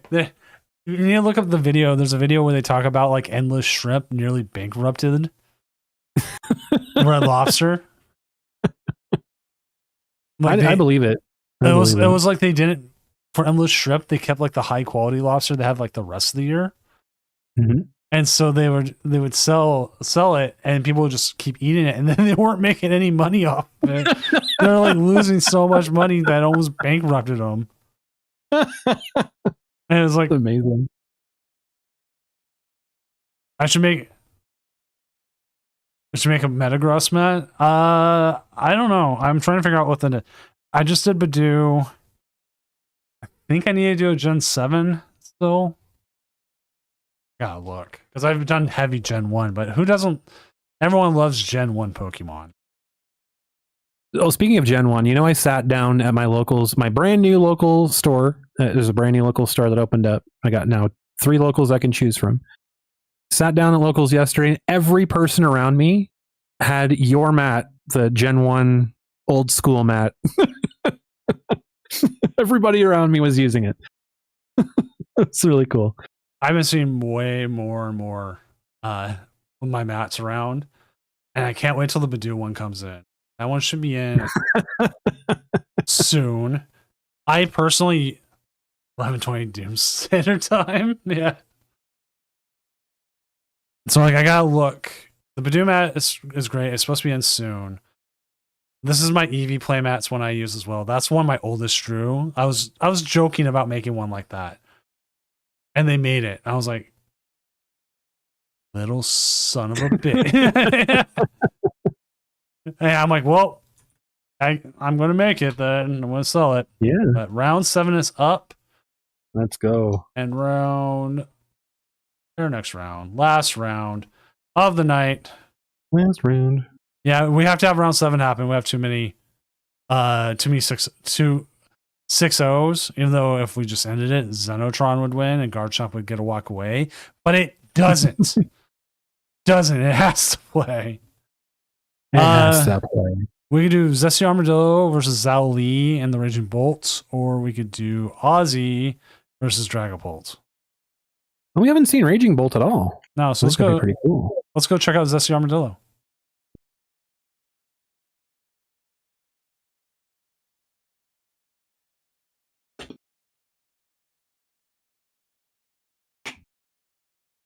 I mean, I could reach out and ask the 6-0s if they want one of them to stream, but I'm gonna grab a game. It's challenge night. I'm just like, I'll do whatever I feel like. And then get a burrito tomorrow morning. It'll be all good. Yeah. Burrito time. There is a Safeway on my way to work that whoever makes the burritos there, actually I know who it is now. They do such a good job with it. But all the other Safeways, not as good. Like they're just like, oh yeah, we just can't put it together. This Safeway, like the guy who does it, he's like super peppy in the morning. I'm like, how do you have the energy for this? And I see he has like employee of the month tag. I'm like, oh, that makes sense. That was like a sub place that we had. It's in Canada called Mr. Sub. It's a pretty good place. We had a Mr. Sub that was owned by like this old couple, and they were like pushing 70, and they were the best people on the planet to go and get a sub from. They were fantastic. I was so sad when they retired and passed it down because the quality of that store has gone down so much now. You just can't get a good sandwich there anymore. It's so sad.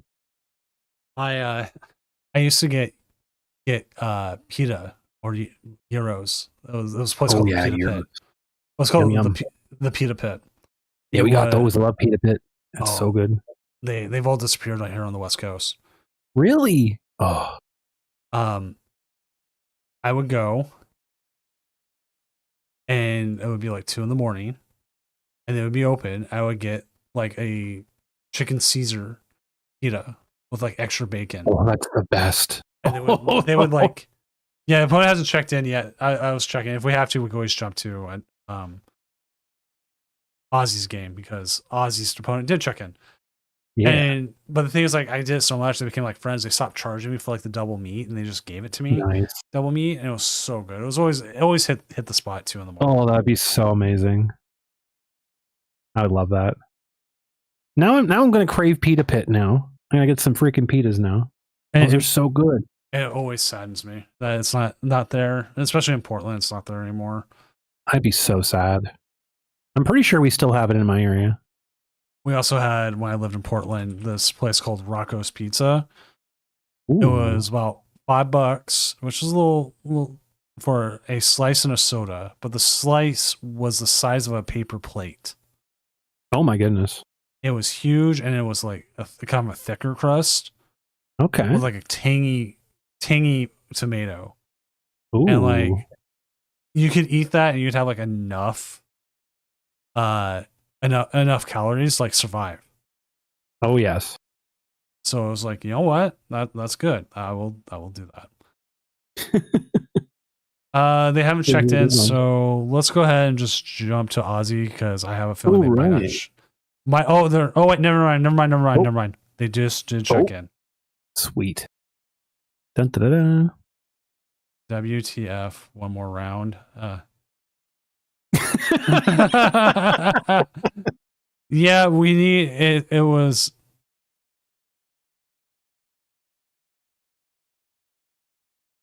We need content. Dance, Monkey Dories, dance. Yes, dance for us.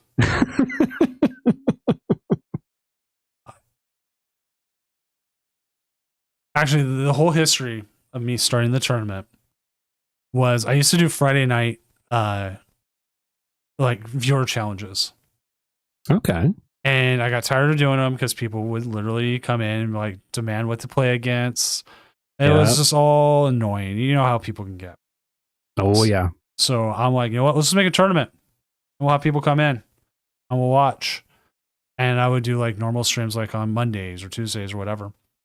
Yeah. And the tournaments kept growing. And I was like to the point where I was just like dead tired. Like, I don't want to stream. And I'm like, so then we just kept the tournaments going. I kept watching and kept playing. And then it kept growing and growing. I went from like 60 people was like the first tournament up to now where we're the largest one now. Yeah, it's pretty good. That's pretty awesome. Which is it? 70 players was the first tournament. Oh wow. Okay. I did not clear 100 players until August that year. So about 6 months before I had 100 players. Okay. And then even that after that, the numbers were still low. But this was also when online play in general is kind of low. Yeah. Well, it took me a while to figure out that Limitless was a thing for the longest time. Yeah, we are more and more on the up. Having Pokemon give like the exclusive drops to the tournaments on the big weekends helps. That's pretty awesome. And then we started going over 100 back in 2023. Mm-hmm. And then we started the regional championships. So what would you do if you had ever hit the numbers that ridiculously large tournament did for the Pokemon champions? What would you ever do if you had like 10,000 players in a tournament? I would need to find at least probably about 20 volunteers for judging, maybe more. Mm-hmm. And I would freak out. It would be amazing. It could happen. If we had a free 10K. Yeah, exactly, right? I think we could do that. I don't know how. Get a World of Doom going? Well, we have Worlds of Doom. And like, I'm trying to get financial sponsors for that. Like right now the championship of Doom is $100. Okay. Like, that's respectable. It's respectable. We did 200 last time and like we got about the same numbers we get. This time it's not going to be when Chaos Rising starts, because that weekend I'm busy, and then the next week is Memorial Day weekend, and people are going to be busy and stuff. So I'm like, no, we're not going to do that. So then it's the week before NAIC now, which still makes sense because you know what, people want to test for NAIC, right? Yeah, exactly. Or like try to get used to it, kind of thing. So I'm like, you know what, that works. We'll do that, and we'll see what goes. I'm like, I'm more trying to get financial sponsors for the Worlds. Yeah. Because the Worlds we'll have open to everyone day 1, and then day 2, I have to like manually put in every single person who made day 2, and then they get to my goodness. Yeah, but then they get to choose a new list. Okay, that's pretty cool. Like old Worlds was, and the reason why we changed it's kind of like how City Leagues run theirs. Yeah, and like the reason we changed it is because I can't give people a first round bye. Yeah. Or automatic day 2, like within the same tournament. So it has to be 2 tournaments, and that's how it works. Okay. That's a pretty cool thing though. So this will be our 3rd year of running a Worlds. Oh, very exciting. Oh, I realized I had 2 tournaments. I had 2 tournaments of Doom not even opened. There you go. That's like 2 weeks away. Like probably the only person I'll sign up for is Cash. But should make sure those are open.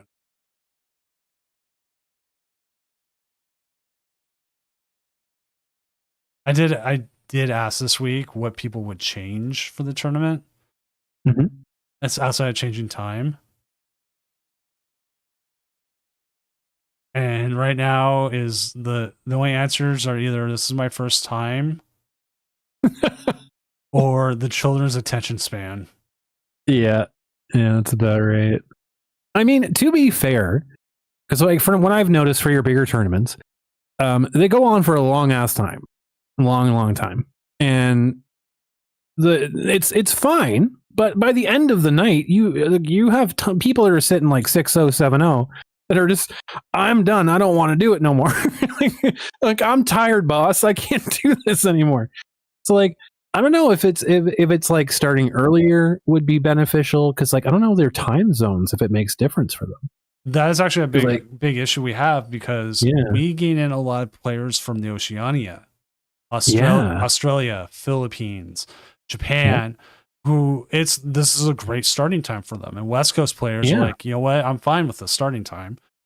Mhm. Like it runs fine for them. It becomes your Midwest, East Coast players Yeah. where they get a little bit more like, okay, you can start it earlier. But I'm like, I'm pulling numbers like Aussie right now says 4:20 in Australia. Like, I mean, if I was playing mid-noon on a tournament like Yeah. this, totally fine. Exactly. Which just sucks. They're losing the Pheasantipity here. The energy off the Pheasantipity. But I think they're going to get a revenge KO. They should get a revenge KO on this here. I mean, it's kind of worth it, honestly, because you're not playing into a deck that has a ton of disruption. Right. I mean, I believe that they have an unfair stamp in that Raging Bolt list. I believe they have a judge, one judge potentially. So it's kind of a risk here to just go for.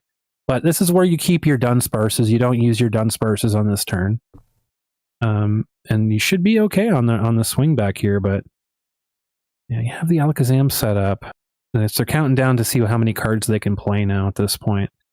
But I think they have to go on an handheld fan onto their Alakazam and then have that retreat. Uh-oh. Oh, Oh, okay. oh, and the memory leak strikes again. This is something I've been running into quite often. That's something I've brought up through the CAP program. It's like, Yeah, because like we also have an issue. Like if you see Mellow Magikarp's tweets, he gets issues where he gets 5 minutes to find a battle. Oh, I get like that's 10 so bad. seconds. Yeah. And so One of the major things that I've been finding in my gameplay is when I'm playing into Alakazams, when they have a massive hand, it tends to lag the game really badly, especially if they're playing on mobile.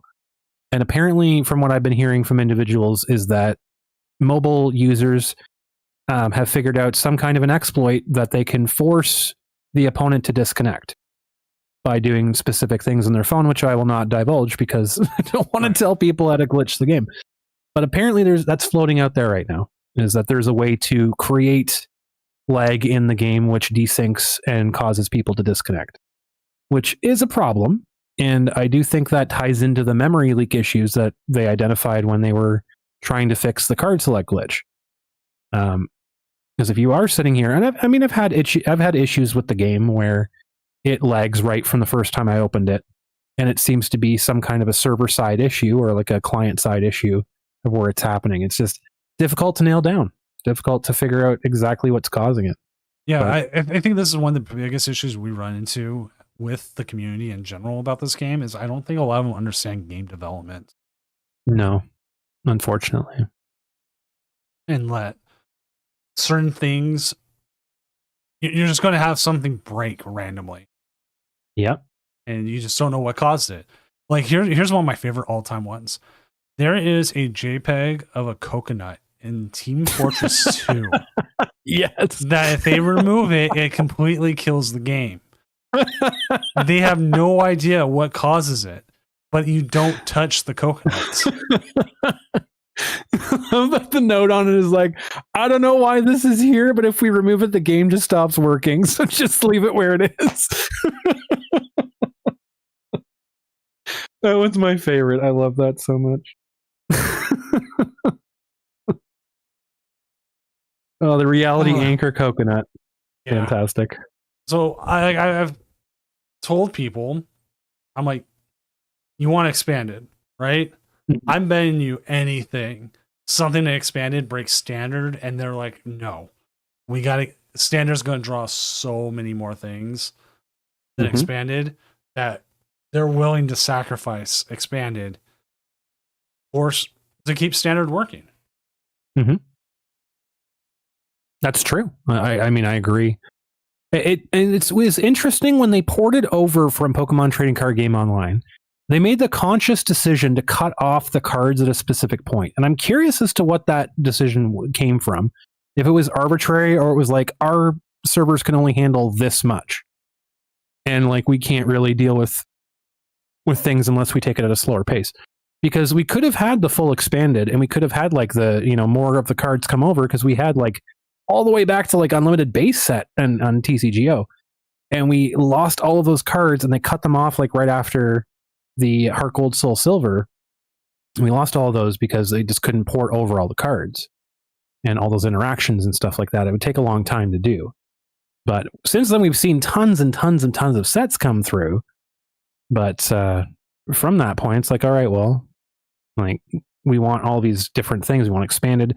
And they run nicely on the trainer trials, but we're seeing like weird things happening in the game just from the regular cards that are in the game normally, and with no explanation behind them. It's kind of like very bizarre. Yeah, I think the reason why they chose like Sun Moon is I wonder if they started development and knowing this coming at this point around that time, and then built up from there.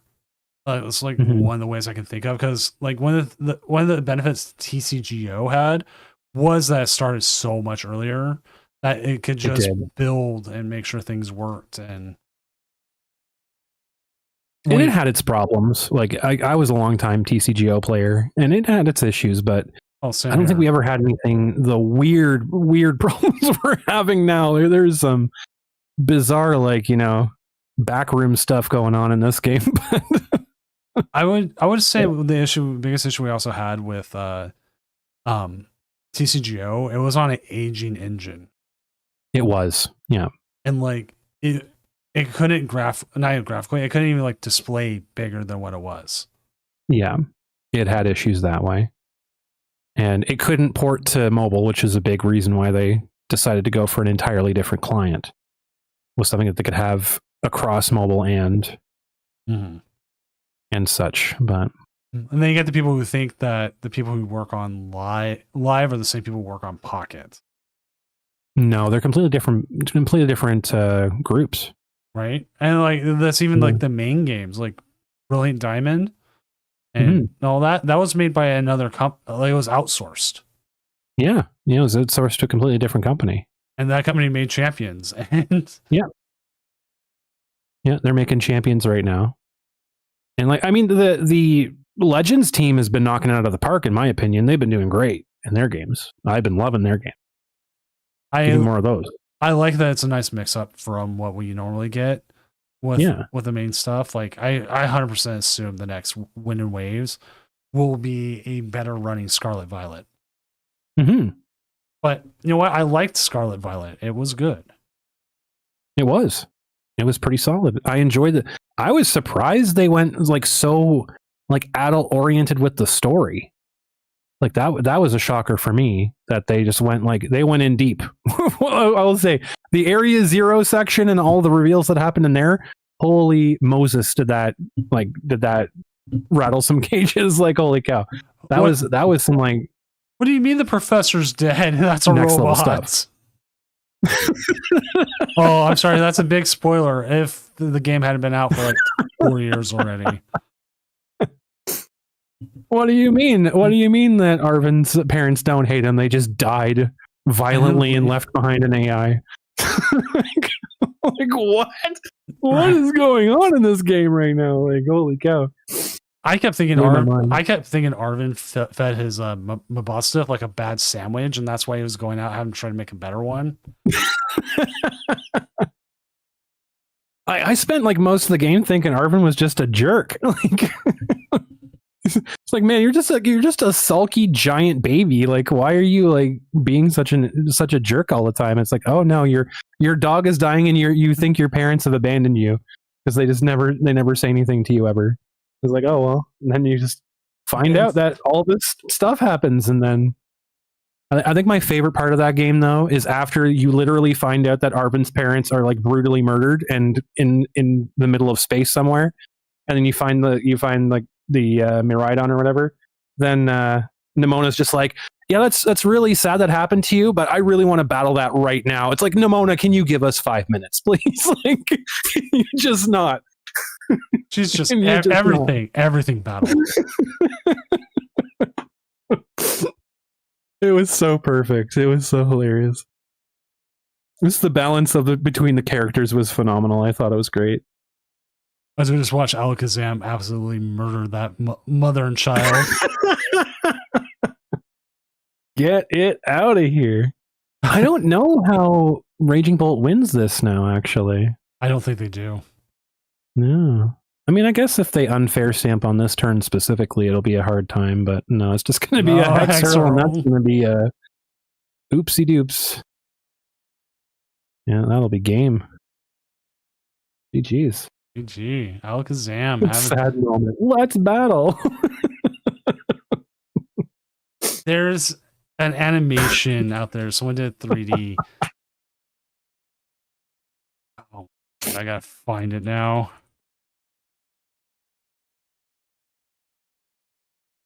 Oh, Arven had it hard. Like, he had it really bad. We didn't know for like 90% of the game. We just thought he was a jerk the whole time. I know. Yep. Yeah, find How I Remember Pokemon Scarlet/Violet by NDY.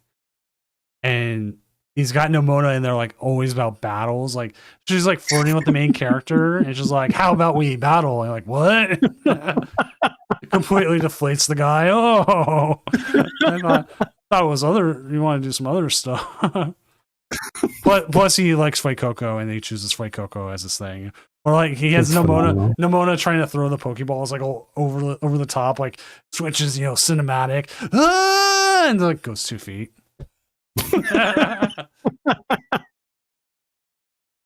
It's so good. It's a good one. You know what? I will just link to it in the chats. It's 2 of them. The second one, they do end up meeting Miraidon, and they hit it with a car. There we go. In the chats. There we go. I'll probably watch this before I go to bed. Okay, waiting on one more match, and then the tournament's over. Sounds good. Let's update the standings, see where things are.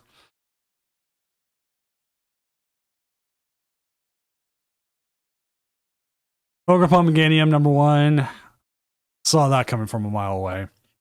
Oh, yeah. So congratulations to William S. Xenotron coming in number 2 with the Cynthia's Guard Jump at 6-1. Number 3 is Skunderlick. I think that's how we're going to say it. With Dragapult. Number 4, Zesty Armadillo with the Alakazam Dunsparce. Number 5, Stefan S. with the Mega Starmie. Number 6, Cinderjace with the Lucario Hariyama.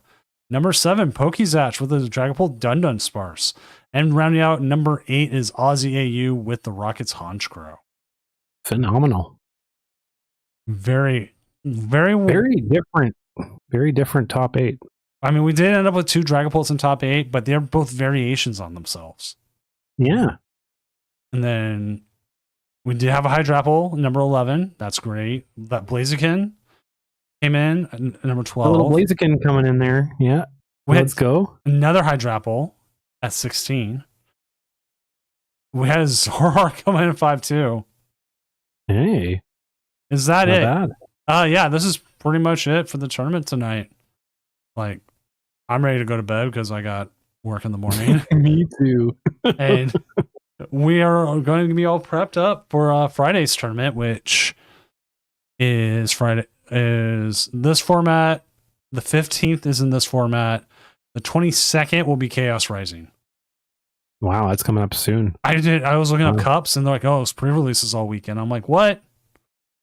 Yeah, I guess it is around the corner. I was hoping for some easy cups in the area because all the great players are going to LA, and then I'll go there and I'll O3 drop as I get farmed by some like Pokedads. I'm like, I'm a Pokey Dad. I should be winning. No. So, yeah, Master Ball. Oh, see, there it is. Master Ball League. We got cash with it too. Like we get more international players. Absolutely. How did Trasbolts beat an Ethan Typhlosion? That's a great question. That is a great question. Maybe go find his stream and go back and find it. Let's see. Okay. Any last minute promotion for you? And actually, you know what? I will make sure to get a shout out in Twitch. Because that will give them a direct link. Yeah. Oh, if you want to check me out, here it is. You can take a look in the chat. You can check out my channel. I'm live almost every day. My schedule's gonna be changing as I'll be working mornings relatively soon. But I'll try to keep keep steady on the week. If you like Dragapult games, if you like Dragapult Blaziken, come check me out. I have lots of stuff. I have a guide up for Dragapult Blaziken if you're struggling with it, so check it out. And yeah, thank you so much, Doom. It's been a lot of fun tonight. I hope you've enjoyed having my presence. It's been a good night. I feel like we had a lot of good games, and then when we got off topic, it didn't matter because I always like getting off topic. Well, there was still Pokemon in it. There's lots of Pokemon. There's a tweet I will always reference where someone says baseball is like the best game to like just listen to, because they'll sit there and they'll talk about like the best hot dogs in the world, and they go, and there's strike 3 and the game is over. But we're going to keep talking about hot dogs for another 20 minutes. Exactly. And so like that's what Pokemon is. Like everyone here, you know what's going on. Chat, how many of you don't know what's actually going on? And then like sometimes we do. Like we talk with chat, everyone's like, oh yeah, what's going on? What's going on? What's going on? But this last game is like, oh cool, Alakazam's just gonna blow it up for 500 damage. Let's talk about how traumatized Arvin was and how bad of a friend Nemona was. That's more fun. Let's just talk about how completely ignorant to everyone else's problems Nemona was in that game. But we don't. But that's the thing. Like, if you're up this late watching Pokemon, do you really need me to hold your hand? Exactly. So, or we talk about wrestling, or I talk about like random models I'm working on, or we talk about I bring up the Transformers again, my first love, or something like that, or I talk about like my family life. I'm like, why? Funny enough, Mrs. Doom has come into the chat, and she'll like come in with different names, and like start saying things like only she would know. And I'm like, and it always throws me off at first. Like she's like, I know exactly what you had for dinner. I'm like, what?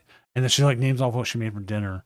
I'm like, how? And then she's like, this is the hat you wore today. I'm like, getting up, running to our bedroom, like, fucking get off my stream. I'm not get off my stream. Stop being like that.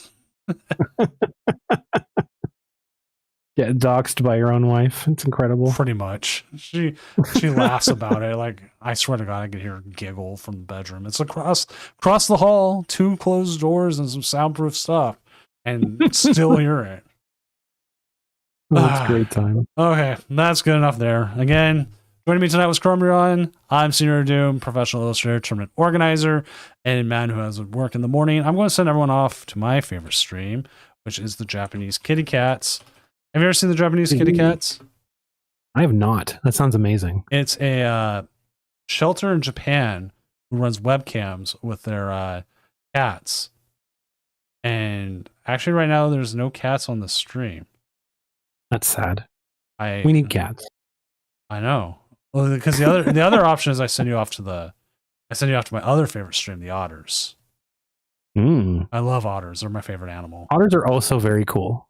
There. We'll send off to the otters. But everyone have a good rest of your night, and we will see you Friday. Bye-bye.